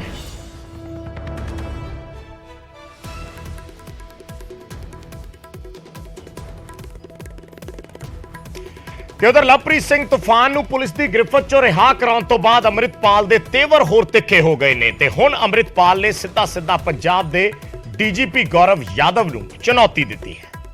ਐਸਐਸਪੀ ਅੰਮ੍ਰਿਤਸਰ ਰੂਰਲ ਨੇ ਇਨਫੋਰਮੇਸ਼ਨ ਦਿੱਤੀ ਹੈ ਕਿ ਉਹਨਾਂ ਨੂੰ ਅਸ਼ੋਰ ਕੀਤਾ ਗਿਆ ਕਿ ਤੁਸੀਂ ਸਾਨੂੰ ਜਿੱਥੇ ਰੋਕੋਗੇ ਅਸੀਂ ਰੁਕ ਜਾਵਾਂਗੇ ਤੇ ਅਸੀਂ ਪੀਸਫੁਲ ਰਹਾਂਗੇ ਤੇ ਪੀਸਫੁਲ ਪ੍ਰੋਟੈਸਟ ਸਾਡਾ ਰਾਈਟ ਹੈ। ਇਨ ਦਿਸ ਬੈਕਗਰਾਉਂਡ ਜਿਹੜਾ ਕੱਲ ਪੁਲਿਸ ਤੇ ਅਟੈਕ ਕੀਤਾ ਗਿਆ ਤੇ ਸ਼ਾਰਪ ਐਜਡ ਵੈਪਨਸ ਯੂਜ਼ ਕੀਤੇ ਗਏ, ਇੱਟ ਵੱਟੇ ਰੋੜੇ ਚਲੇ ਤੇ ਗੁਰੂ ਗ੍ਰੰਥ ਸਾਹਿਬ ਪਾਲਕੀ ਸਾਹਿਬ ਦੇ ਕਵਰ ਦੇ ਵਿੱਚ ਪੁਲਿਸ ਦੇ ਉੱਪਰ ਅਟੈਕ ਕੀਤਾ ਗਿਆ। 6 police persons have been injured. So ਇਸ ਦੇ ਬਾਰੇ ਮੈਂ ਇਹ ਕਹਿਣਾ ਚਾਹਾਂਗਾ ਕਿ ਜਿਹੜਾ ਪੁਲਿਸ ਨੇ ਅਟਮੋਸਟ ਰੈਸਟ੍ਰੇਂਟ ਨਾਲ ਕੰਮ ਲਿੱਤਾ ਬਿਕੋਜ਼ ਆਫ ਮਰਿਆਦਾ ਆਫ ਸ਼੍ਰੀ ਗੁਰੂ ਗ੍ਰੰਥ ਸਾਹਿਬ ਜੀ ਦੇ ਇੰਸੀਡੈਂਟ ਦਾ ਸਵਾਲ ਹੈ। ਅਸੀਂ ਇਸ ਤੇ ਐਪਰੋਪਰੀਏਟ ਐਕਸ਼ਨ ਲਾਂਗੇ। ਵੀਡੀਓ ਫੁਟੇਜ ਐਨਾਲਾਈਜ਼ ਕੀਤੀ ਜਾ ਰਹੀ। ਸਾਡੇ ਜਿਹੜੇ international hockey player Jugraj Singh ਸੀਗੇ, ਆਰ ਆਫੀਸਰਸ ਲੈਟ ਫਰਮ ਦਾ ਫਰੰਟ, ਐਸਐਸਪੀ ਆਪ ਬੈਰੀਕੇਡ ਤੇ ਸੀਗੇ, ਨਾਲ ਉਹਨਾਂ ਦੇ ਜਿਹੜੇ ਸਾਡੇ ਐਸਪੀ ਸੀਗੇ, he has been injured with 11 stitches ਤੇ ਸਾਡੇ 5 ਹੋਰ ਮੁਲਾਜ਼ਮ ਇੰਜਰਡ ਹੋਏ ਹੈਗੇ। ਸੋ ਉਹਨਾਂ ਦੇ ਸਟੇਟਮੈਂਟ ਰਿਕਾਰਡ ਕਰਕੇ ਅਸੀਂ ਫਰਦਰ ਲੀਗਲ ਐਕਸ਼ਨ ਲਾਂਗੇ। ਜੇ ਦੋਹਰੇ ਕਾਰਵਾਈ ਹੋਊਗੀ ਦੋਹਰੇ ਪ੍ਰੋਟੈਸਟ ਹੋ ਜਾਊਗਾ, ਦੋਹਰੇ ਕਾਰਵਾਈ ਹੋ ਦੋਹਰੇ ਪ੍ਰੋਟੈਸਟ होगा। क्यों कार्रवाई करनी है? सरकार ने किस निहा देना चाहते हैं पंजाब के लोगों को? सरकार डीजीपी को मैं कहना चाहता हूँ दोबारा कार्रवाई करेंगे नाजायज, फिर दोबारा प्रोटेस्ट होंगे। क्यों हमें ऐसा काम करना है? पहले फेक अफेयर ना होती, आप उन लोगों पे शिकंजा कसें जिन्होंने ये सब किया है, उन पे शिकंजा कसें जिन्होंने ये फेक एफआईआर लॉन्च की है। ਇਹ ਸਰਕਾਰ ਨੇ ਕੀਤੀ ਹੋ ਸਕਦੀ, ਮੈਨੂੰ ਕੀ ਪਤਾ ਇਸ ਗੱਲ ਜੀ। ਲਵਪ੍ਰੀਤ ਨੇ ਕਿਹਾ ਕੁਝ ਕਿ ਮੈਨੂੰ ਕੁਝ ਮਨਾਉਣ ਦੀ ਕੋਸ਼ਿਸ਼ ਕੀਤੀ, ਟੌਰਚਰ ਵਗੈਰਾ ਕੀਤਾ ਗਿਆ। ਦੇਖੋ ਕੋਰੇ ਕਾਗਜ਼ਾਂ ਤੇ ਪੁਲਿਸ ਵਾਲੇ ਸਾਈਨ ਕਰਾਉਂਦੇ, ਤੁਹਾਨੂੰ ਕਸਟਡੀਆਂ ਦਾ ਪਤਾ ਰਿਮਾਂਡਾਂ 'ਚ ਕੀ ਹੁੰਦਾ ਸਾਰਾ ਕੁਝ। ਇਹ ਸਵਾਲ ਹੀ ਨਹੀਂ ਹੈਗਾ ਵੀ ਕੀ ਹੁੰਦਾ ਕੀ ਨਹੀਂ। ਭਾਈ ਸਾਹਿਬ ਜੇ ਹੁਣ ਜਿੱਦਾਂ ਇਹ ਕਹਿ ਰਹੇ ਡੀਜੀਪੀ ਦੇ ਵੱਲੋਂ ਕੀ ਕਾਰਵਾਈ ਕੀਤੀ ਜਾਵੇਗੀ, ਜੇ ਲੱਗਦਾ ਕਿ ਤੁਹਾਡੇ ਜਿਹੜੇ ਨੌਜਵਾਨ ਨੇ ਉਹਨਾਂ ਦੇ ਘਰ ਦੇ ਛਾਪੇਮਾਰੀ ਦੇਖੋ ਅਗਲਾ ਐਕਸ਼ਨ ਤੁਹਾਡੇ ਲੋਕੀ ਹੋਵੇਗਾ। ਨੌਜਵਾਨਾਂ ਦੇ ਘਰ 'ਚ ਛਾਪੇਮਾਰੀ ਹੋਣਗੀ, ਨੌਜਵਾਨ ਘਰ ਛੱਡਣੇ ਪਏ ਤੇ ਨੌਜਵਾਨ ਕਿਹੜੇ ਰਾਹ ਤੇ ਤੁਰਨਗੇ ਦੱਸੋ ਮੈਨੂੰ। ਅੱਗੇ ਤਾਂ ਗੈਂਗਸਟਰ ਪੈਦਾ ਕੀਤੇ, ਹੁਣ ਤੁਸੀਂ ਖਾੜਕੂ ਕਰਨੇ। ਇਹ ਡੀਜੀਪੀ ਸੋਚ ਸਮਝ ਕੇ ਬਿਆਨ ਦੇਵੇ, ਕਿਦਾਂ ਦਾ ਪੈਨਿਕ ਕ੍ਰੀਏਟ ਕਰਨ ਵਾਲੀ ਗੱਲ ਹੈ। ਤੇ ਉਧਰ ਰਣਜੀਤ ਸਿੰਘ ਢੱਡਰੀਆਂਵਾਲਾ ਦਾ ਵੀ ਬਿਆਨ ਸਾਹਮਣੇ ਆਇਆ ਹੈ ਕਿਉਂਕਿ ਇਸ ਪੂਰੇ ਘਟਨਾਕ੍ਰਮ ਤੇ ਰਣਜੀਤ ਸਿੰਘ ਢੱਡਰੀਆਂਵਾਲਾ ਨੇ ਆਪਣਾ ਪ੍ਰਤੀਕਰਮ ਦਿੱਤਾ ਹੈ। ਅੰਮ੍ਰਿਤਪਾਲ ਤੇ ਢੱਡਰੀਆਂਵਾਲਾ ਉਸ ਤੋਂ ਬਾਅਦ ਫਿਰ ਆਮੋ ਸਾਹਮਣੇ ਹੋ ਗਏ ਨੇ ਕਿਉਂਕਿ ਕੁਝ ਦਿਨ ਪਹਿਲਾਂ ਵੀ ਜਿਹੜੀ ਹੈ ਇਹ ਬਹਿਸਬਾਜ਼ੀ ਨਜ਼ਰ ਆਈ ਸੀ। ਢੱਡਰੀਆਂਵਾਲਾ ਨੇ ਪ੍ਰਦਰਸ਼ਨ ਦੇ ਵਿੱਚ ਪਾਲਕੀ ਸਾਹਿਬ ਲਿਜਾਣ ਨੂੰ ਲੈ ਕੇ ਅੰਮ੍ਰਿਤਪਾਲ ਨੂੰ ਬੁਜ਼ਦਿਲ ਕਰਾਰ ਦਿੱਤਾ ਹੈ ਤਾਂ ਅੰਮ੍ਰਿਤਪਾਲ ਨੇ ਢੱਡਰੀਆਂਵਾਲਾ ਤੇ ਕਾਫੀ ਤਿੱਖਾ ਪ੍ਰਤੀਕਰਮ ਦਿਖਾਇਆ। ਤੇ ਹੁਣ ਇਹ ਜਿਹੜੇ ਸਰਦਾਰ ਅੰਮ੍ਰਿਤਪਾਲ ਸਿੰਘ, ਭਾਈ ਅੰਮ੍ਰਿਤਪਾਲ ਸਿੰਘ ਦਾ ਜਿੰਨਾ ਗਰੁੱਪ ਹੈ, ਇਹ ਕਹਿੰਦੇ ਨੇ ਕਿ ਅਸੀਂ ਹਕੂਮਤ ਨਾਲ ਟੱਕਰ ਲੈਣੀ ਹੈ, ਦਿੱਲੀ ਨਾਲ ਟੱਕਰ ਲੈਣੀ ਹੈ, ਸੈਂਟਰ ਨਾਲ ਟੱਕਰ ਲੈਣੀ ਹੈ। ਪਰ ਇਹ ਸੋਚਣ ਕਿ ਅੱਜ ਸਟੇਟਮੈਂਟਾਂ ਇਹ ਆ ਰਹੀਆਂ ਨੇ ਆਲੇ ਦੁਆਲੇ ਲੀਡਰਾਂ ਵੱਲੋਂ ਕਿ ਪੰਜਾਬ ਦੇ ਵਿੱਚ ਰਾਸ਼ਟਰਪਤੀ ਰਾਜ ਲਾਗੂ ਕਰੋ। ਪੰਜਾਬ ਦੇ ਵਿੱਚ ਪੰਜਾਬ ਸਰਕਾਰ ਦਾ ਰਾਜ ਨਹੀਂ ਚੱਲੇਗਾ, ਉਹ ਕਹਿੰਦੇ ਨੇ ਸੈਂਟਰ ਦਾ ਰਾਜ ਲਾਗੂ ਕਰੋ। ਫਿਰ ਇਹ ਕਿਹਦੇ ਹੱਕ ਵਿੱਚ ਭੁਗਤੇ? ਫਾਇਦਾ ਕਿਹਦਾ ਕਰ ਗਏ ਤੁਸੀਂ? ਕੱਲ੍ਹ ਵਾਲੀ ਜੋ ਮਾਹੌਲ ਹੋਇਆ, ਫਾਇਦਾ ਸੈਂਟਰ ਦਾ ਕੀਤਾ ਕਿ ਸਿੱਖਾਂ ਦਾ? ਇਹਦੇ ਨਾਲ ਫਾਇਦਾ ਸੈਂਟਰ ਨੂੰ ਨਹੀਂ ਹੋਏਗਾ। ਉਹਨਾਂ ਨੂੰ ਮੌਕਾ ਮਿਲ ਗਿਆ, ਉਹ ਬਾਰ-ਬਾਰ ਰਿਪੀਟਡਲੀ ਇਹ ਗੱਲ ਕਹਿ ਰਹੇ ਨੇ ਕਿ ਪੰਜਾਬ ਦੇ ਵਿੱਚ ਰਾਸ਼ਟਰਪਤੀ ਰਾਜ ਲਾਗੂ ਹੋਵੇ। ਤੇ ਫਾਇਦਾ ਕਿਹਦਾ ਹੋ ਰਿਹਾ? ਦੁਨੀਆ ਦੇ ਵਿੱਚ ਕੋਈ ਬੈਰੀਗੇਟ ਲਾਏਗਾ ਪੰਜਾਬ ਦੇ ਵਿੱਚ ਵੀ ਗੁਰੂ ਗ੍ਰੰਥ ਸਾਹਿਬ ਆ ਰਹੇ ਹੋਣ, ਨਗਰ ਕੀਰਤਨ ਦੇ ਰੂਪ ਦੇ ਵਿੱਚ ਸੰਗਤਾਂ ਆ ਰਹੀਆਂ ਹੁਣ, 5 ਪਿਆਰੇ ਗੁਰੂ ਗ੍ਰੰਥ ਸਾਹਿਬ ਤੇ ਗੁਰੂ ਗ੍ਰੰਥ ਸਾਹਿਬ ਦੇ ਆ ਰਹੇ ਹੋਣਗੇ ਤੇ ਕੀ ਕੋਈ ਬੈਰੀਗੇਟ ਪੰਜਾਬ ਦੇ ਵਿੱਚ? ਪੰਜਾਬ ਪੁਲਿਸ ਵੀ ਤੇ ਸਿੱਖ ਹੈ, ਉਹ ਵੀ ਗੁਰੂ ਗ੍ਰੰਥ ਸਾਹਿਬ ਨੂੰ ਮੰਨਦੇ ਨੇ। ਕੋਈ ਬੈਰੀਗੇਟ ਲਾ ਸਕਦਾ ਹੈ? ਨਹੀਂ ਲਾਇਆ। ਸਾਰੇ ਬੈਰੀਗੇਟ ਪਰੇ ਕਰ ਦਿੱਤੇ ਗਏ ਵੀ ਆਉਣ ਦਿਓ ਗੁਰੂ ਗ੍ਰੰਥ ਸਾਹਿਬ ਨੂੰ। ਹੁਣ ਗੁਰੂ ਗ੍ਰੰਥ ਸਾਹਿਬ ਨੂੰ ਕੌਣ ਰੋਕੇਗਾ? ਜਦੋਂ ਬਿਲਕੁਲ ਨੇੜੇ ਪਹੁੰਚੇ ਸੀ, ਮੈਂ ਕੱਲ ਵੀਡੀਓ ਵੇਖੀਆਂ ਨੇ, 70 ਫੁੱਟ ਦੂਰ ਗੁਰੂ ਗ੍ਰੰਥ ਸਾਹਿਬ ਦੀ ਪਾਲਕੀ ਥਾਣੇ ਤੋਂ ਰਹਿ ਗਈ ਸੀ। ਇਹਨੂੰ ਗੁਰੂ ਗ੍ਰੰਥ ਸਾਹਿਬ ਨੂੰ ਵਰਤਣਾ ਨਹੀਂ ਕਹਿੰਦੇ। ਅੱਜ ਬਿਕਰਮ ਸਿੰਘ ਮਜੀਠੀਏ ਹੁਣੀ ਵੀ ਬਿਆਨ ਦੇ ਰਹੇ ਸੀ ਵੀ ਗੁਰੂ ਗ੍ਰੰਥ ਸਾਹਿਬ ਦੀ ਬੇਅਦਬੀ ਹੋਈ ਹੈ, ਉਹ ਤੇ ਅਕਾਲੀ ਲੀਡਰ ਨੇ। ਤੇ ਮੈਂ ਪੁੱਛਣਾ ਚਾਹੁੰਦਾ ਅਕਾਲ ਤਖਤ ਦੇ ਜਥੇਦਾਰਾਂ ਨੂੰ ਵੀ ਕੀ ਸਹਿਮਤ ਹੋ ਗੁਰੂ ਗ੍ਰੰਥ ਸਾਹਿਬ ਨੂੰ ਇਸ ਤਰ੍ਹਾਂ ਵਰਤਿਆ ਜਾ ਸਕਦਾ? ਕੀ ਅੱਗੋਂ ਜੇ ਪਾਣੀ ਦੀਆਂ ਬਛਾੜਾਂ ਮਾਰ ਦਿੰਦੀ ਪੁਲਿਸ, ਅੱਗੇ ਸਿੱਖ ਨਾ ਹੁੰਦੇ ਉੱਥੇ, ਕੱਲ ਜ਼ਿਆਦਾ ਉੱਥੇ ਹੋਰ ਕਮਿਊਨਿਟੀ ਦੇ ਬੰਦੇ, ਹੋਰ ਸਟੇਟ ਦੀ ਪੁਲਿਸ ਮੰਗਾ ਲਈ ਜਾਂਦੀ, ਹੋਰ ਬੰਦੇ ਆ ਜਾਂਦੇ, ਆਰਮੀ ਆ ਜਾਂਦੀ, ਉਹਨਾਂ ਨੇ ਪਾਣੀ ਦੀਆਂ ਬਛਾੜਾਂ ਮਾਰ ਦੇਣੀਆਂ ਸੀ ਜਿਨ੍ਹਾਂ ਨੂੰ ਗੁਰੂ ਗ੍ਰੰਥ ਸਾਹਿਬ ਨਾਲ ਪਿਆਰ ਨਹੀਂ ਸੀ। ਤੇ ਅਸੀਂ ਗੁਰੂ ਗ੍ਰੰਥ ਸਾਹਿਬ ਜੀ ਨੂੰ ਨਾਲ ਤੁਰ ਪਏ। ਲੋਕ ਕਹਿੰਦੇ ਹੁੰਦੇ ਨੇ ਕਿ ਗੁਰਦੁਆਰਿਆਂ 'ਚ ਨਾ ਵੜਿਓ, ਜਦੋਂ ਕੋਈ ਚੜ ਕੇ ਆਵੇਗਾ, ਤੇ ਅਸੀਂ ਤੇ ਗੁਰਦੁਆਰਾ ਹੀ ਨਾਲ ਲੈ ਕੇ ਤੁਰ ਪਏ। ਜੇ ਅੱਗੇ ਆਰਮੀ ਨੂੰ ਸੱਦ ਲੈਂਦੇ, ਫਟਾਫਟ ਕਾਲ ਹੁੰਦੀ ਵੀ ਫੌਜ ਆ ਜੇ, ਤੇ ਫੌਜ ਵਾਲੇ ਸਿੱਖ ਨਾ ਆਉਂਦੇ ਤੇ ਉਹ ਆ ਕੇ ਪਾਣੀ ਦੀਆਂ ਬਛਾੜਾਂ ਮਾਰਦੇ, ਕੀ ਗੁਰੂ ਗ੍ਰੰਥ ਸਾਹਿਬ ਦੀ ਬੇਅਦਬੀ ਨਾ ਕੱਲ ਹੁੰਦੀ? ਕੱਲ ਕੀ ਕੁਝ ਹੋ ਸਕਦਾ ਸੀ ਜੇ ਦਿਮਾਗ ਨਾ ਵਰਤਦੇ ਪੰਜਾਬ ਪੁਲਿਸ ਵਾਲੇ। ਉੱਥੇ ਡਾਂਗਾਂ ਵੀ ਖਾ ਲਈਆਂ ਉਹਨਾਂ ਨੇ, ਤਲਵਾਰਾਂ ਵੀ ਖਾ ਲਈਆਂ, ਕਹਿੰਦੇ ਵੜ ਜਾਓ ਕੋਈ ਗੱਲ ਨਹੀਂ, ਪਰ ਗੁਰੂ ਗ੍ਰੰਥ ਸਾਹਿਬ ਵਾਸਤੇ ਹੁਣ ਅਸੀਂ ਕੀ ਕਰੀਏ? ਉਹਨਾਂ ਨੇ ਰਿਸਪੈਕਟ ਕੀਤੀ, ਠੀਕ ਹੋ ਗਿਆ। ਪਰ ਪੰਜਾਬ ਪੁਲਿਸ ਵਾਲਿਆਂ ਨੂੰ ਪੁੱਛਣਾ ਚਾਹੁੰਦੇ ਆ ਵੀ ਜੇ ਕੋਈ ਬੈਂਕ ਦੇ ਵਿੱਚ ਲੁੱਟਣ ਵਾਸਤੇ ਆ ਜਾਣ ਤੇ ਗੁਰੂ ਸਾਹਿਬ ਨੂੰ ਅੱਗੇ ਲਾ ਲਿਆਉਣ, ਫਿਰ ਉਹ ਆਉਣ ਦੇਣਗੇ? ਕਿਸੇ ਵੀ ਬੈਂਕ ਨੂੰ ਇਦਾਂ ਲੁੱਟਿਆ ਜਾ ਸਕਦਾ ਹੈ? ਕਿਤੇ ਹਰ ਥਾਂ ਤੇ ਇਦਾਂ ਹੋ ਸਕਦਾ ਹੈ? ਤੇ ਮੈਂ ਪੁੱਛ ਰਿਹਾ ਸੀ ਜਥੇਦਾਰ ਅਕਾਲ ਤਖਤ ਸਾਹਿਬ ਨੂੰ, ਗਿਆਨੀ ਹਰਪ੍ਰੀਤ ਸਿੰਘ ਨੂੰ ਮੈਂ ਪੁੱਛਣਾ ਚਾਹੁੰਦਾ ਵੀ ਸਾਡੇ ਵਰਗਿਆਂ ਨੂੰ ਤੁਸੀਂ ਕਹਿੰਦੇ ਹੋ ਵੀ ਗੁਰੂ ਗ੍ਰੰਥ ਸਾਹਿਬ ਦੀ ਬੇਅਦਬੀ ਕਰਦੇ ਹੋ, ਹੁਣ ਜਿਹੜੀਆਂ ਸਤਕਾਰ ਕਮੇਟੀਆਂ ਨੇ ਉਹਨਾਂ ਨੂੰ ਪੁੱਛਣਾ ਚਾਹੁੰਦਾ ਵੀ ਤੁਸੀਂ ਥਾਂ ਥਾਂ ਉੱਤੇ ਡਾਂਗਾਂ ਚੁੱਕ ਕੇ ਤੁਰ ਪੈਂਦੇ ਹੋ ਵੀ ਗੁਰੂ ਗ੍ਰੰਥ ਸਾਹਿਬ ਦੀ ਬੇਅਦਬੀ ਹੋ ਗਈ, ਗੁਰੂ ਗ੍ਰੰਥ ਸਾਹਿਬ ਦੀ ਬੇਅਦਬੀ ਹੋ ਗਈ, ਹੁਣ ਦੱਸੋ। ਇਹ ਕਹਿੰਦੇ ਨੇ ਨਹੀਂ ਜੀ ਪੁਰਾਣੇ ਸਿੱਖ ਵੀ ਲੈ ਕੇ ਜਾਂਦੇ ਸੀ, ਪੁਰਾਣੇ ਸਿੱਖ ਲੈ ਕੇ ਜਾਂਦੇ ਸੀ ਸੇਫ ਜਗ੍ਹਾ ਤੇ ਗੁਰੂ ਸਾਹਿਬ ਨੂੰ ਪ੍ਰਕਾਸ਼ ਕਰਕੇ, ਆਪ ਲੜਾਈ ਲੜਨ ਜਾਂਦੇ ਸੀ, ਪਾਲਕੀ ਦੇ ਪਿੱਛੇ ਲੱਗ ਕੇ ਨਹੀਂ ਸੀ ਆਪ ਜਾਂਦੇ। ਵਾਲਾ ਵੀ ਖਿਲਾਫ ਹੁੰਦਾ ਪਿਆ ਵਾ। ਓਏ ਉਹਨੂੰ ਛੱਡੋ, ਕੌਣ ਹੈ? ਬੰਦਾ ਹੀ ਹੈਗਾ ਉਹ। ਨਿੱਜੀ ਜ਼ਿੰਦਗੀ ਬਾਰੇ ਕਮੈਂਟ ਕਰ ਰਿਹਾ ਹੈ। ਓਏ ਉਹ ਮੈਂ ਉਹਨੂੰ ਗਿਣਦਾ ਨਹੀਂ ਬੰਦਿਆਂ 'ਚ, ਮੇਰੇ ਕੋਲ ਸਵਾਲ ਨਾ ਕਰਿਆ ਕਰੋ। ਕਿਹਨੂੰ ਥੋੜਾ ਦੱਸ ਦਿਓ, ਕਿਹਨੂੰ? ਢੱਡਰੀਆਂ ਵਾਲੇ ਨੂੰ। ਮੈਂ ਸਰਦਾਰ ਅੰਮ੍ਰਿਤਪਾਲ ਸਿੰਘ ਜੀ ਨੂੰ ਬੇਨਤੀ ਕਰਦਾ, ਭਾਈ ਅੰਮ੍ਰਿਤਪਾਲ ਸਿੰਘ ਜੀ ਨੂੰ, ਬਾਬਾ ਅੰਮ੍ਰਿਤਪਾਲ ਸਿੰਘ ਨੂੰ ਕਹਿਣਾ, ਭਈ ਤੁਸੀਂ ਤੇ ਲੜਾਈ ਲੜਨ ਲੱਗੇ ਸੀ ਸੈਂਟਰ ਨਾਲ, ਇੱਕ ਬੰਦੇ ਨੇ ਕਮੈਂਟ ਕੀਤਾ ਮਾੜਾ ਜਿਹਾ, ਇੱਕ ਕਮੈਂਟ ਕੀਤਾ, ਉਹਨੇ 2-4 ਕਮੈਂਟ ਕਰ ਦਿੱਤੇ ਨੇ, ਵਰਿੰਦਰ ਸਿੰਘ ਨੇ, ਉਹਨੂੰ ਤੁਸੀਂ ਮਾਰਨ ਚਲੇ ਗਏ, ਕੁੱਟਣ ਚਲੇ ਗਏ, ਮਾਫੀ ਮੰਗਵਾਈ, ਵੀਡੀਓ ਬਣਾਈ, ਉਹ ਬੰਦਾ ਫੇਰ ਬੋਲ ਪਿਆ, ਤੁਹਾਡੇ ਤੇ ਪਰਚਾ ਦਰਜ ਕਰ ਲਿਆ। ਲੜਨ ਤਾਂ ਲੱਗੇ ਸੀ ਸੈਂਟਰ ਦੇ ਨਾਲ, ਇੱਕ ਬੰਦੇ ਨੇ ਕਮੈਂਟ ਕਰਤਾ, ਉੱਥੇ ਫਿਰ ਸਾਰਾ ਕੁਝ ਹੀ ਭੁੱਲ ਗਏ ਤੁਸੀਂ। ਲੜਾਈ ਤਾਂ ਕਿੱਡੀ ਵੱਡੀ ਲੜਨੀ ਸੀ ਅਸੀਂ। ਜਿੱਥੋਂ ਤੱਕ ਅਜੇ ਤੱਕ ਦਾ ਐਵੀਡੈਂਸ ਇਨਵੈਸਟੀਗੇਸ਼ਨ 'ਚ ਸਾਹਮਣੇ ਆਇਆ, ਉਹਨੂੰ ਕਿਸੇ ਨੇ ਜ਼ਬਰਦਸਤੀ ਨਹੀਂ ਚੁੱਕਿਆ, ਉਹ ਆਪਣੀ ਮਰਜ਼ੀ ਨਾਲ ਆਇਆ ਔਰ ਉਹਦੇ ਨਾਲ ਕੋਈ ਮਾਰਕਟਾਈ ਨਹੀਂ ਹੋਈ। ਔਰ ਸਭ ਤੋਂ ਵੱਡੀ ਅਹਿਮ ਗੱਲ ਜਿਹੜੀ ਹੈ, ਉਹ ਬੰਦਾ ਮੈਂਟਲੀ ਤੌਰ ਤੇ ਸਟੇਬਲ ਨੇ, ਪੀਜੀਆਈ ਦੇ ਵਿੱਚ ਉਹਦਾ ਬਕਾਇਦਾ ਤੌਰ ਤੇ ਇਲਾਜ ਚੱਲ ਰਿਹਾ। ਹੁਣ ਇੱਕ ਬੰਦਾ ਜਿਹਦਾ ਪੀਜੀਆਈ ਦੇ ਵਿੱਚ ਸਾਈਕੈਟਰਿਸਟ ਕੋਲੋਂ ਇਲਾਜ ਚੱਲ ਟਵੀਟ ਕੀਤਾ ਇੱਕ ਸਿੰਘ ਨੇ, ਉਹ ਵੀ ਟਕਸਾਲ ਦੇ ਸੀ, ਤੇ ਇਹ ਸਿਰ ਦੇਣ ਵਾਲੇ ਇੱਕ ਟਵੀਟ ਵਾਲੇ ਨੂੰ ਜਦੋਂ ਕੁੱਟਣ ਪੈ ਗਏ, ਚਪੇੜਾਂ ਮਾਰਨ ਲੱਗ ਗਏ, ਤੇ ਉਹਦਾ ਇੱਕ ਪਰਚਾ ਹੋਇਆ ਹਜੇ ਤੱਕ ਦਰਜ। ਉਸ ਪਰਚੇ ਤੋਂ ਹੀ ਇੰਨਾ ਤਿਲਮਲਾ ਉੱਠੇ, ਇੰਨਾ ਘਬਰਾ ਗਏ ਕਿ ਅੱਜ ਹਾੜੇ ਕੱਢ ਰਹੇ ਸੀ ਸਵੇਰੇ ਪ੍ਰੈਸ ਕਾਨਫਰੰਸਾਂ 'ਚ। ਤੇ ਇਸ ਕਰਕੇ ਇਹ ਕਹਿਣੀਆਂ ਗੱਲਾਂ, ਕਿੱਥੇ ਤਾਂ ਸਿਰ ਦੇਣ ਦੀ ਗੱਲ, ਕਿੱਥੇ ਇੱਕ ਟਵੀਟ ਵਾਲੇ ਨਾਲ, ਮਤਲਬ ਗੱਲ ਇੰਨੀ ਵੀ ਸਹਿਣਸ਼ੀਲਤਾ ਨਹੀਂ, ਇੰਨੀ ਵੀ ਅੰਦਰ ਮੈਂ ਸਮਝਦਾ ਉਹ ਮਰਿਆਦਾ ਨਹੀਂ। ਉਹ ਵੀ ਗੁਰਸਿੱਖ ਸੀ ਜਿਨ੍ਹਾਂ ਦੇ ਪਿਤਾ ਜੀ ਅੱਜ ਸਾਰਾ ਪਿੰਡ ਉਹ ਸਾਰੇ ਪ੍ਰੈਸ ਕਾਨਫਰੰਸ ਕਰ ਰਹੇ ਆ ਵੀ ਅਕਾਲ ਤਖਤ ਸਾਹਿਬ ਤੇ ਜਾ ਕੇ ਮਾਫੀ ਮੰਗੋ। ਇੱਕ ਗੁਰਸਿੱਖ ਦੇ ਉਹਨਾਂ ਦੇ ਵੀ ਕਿਰਪਾਨ ਪਾਈ, ਆਕਾਰ ਨੇ ਜਿਹੜੇ ਉਹਨਾਂ ਦੀ ਬੇਅਦਬੀ ਕੀਤੀ, ਇਹ ਅੰਮ੍ਰਿਤਪਾਲ ਹੋਣਾ ਨੇ।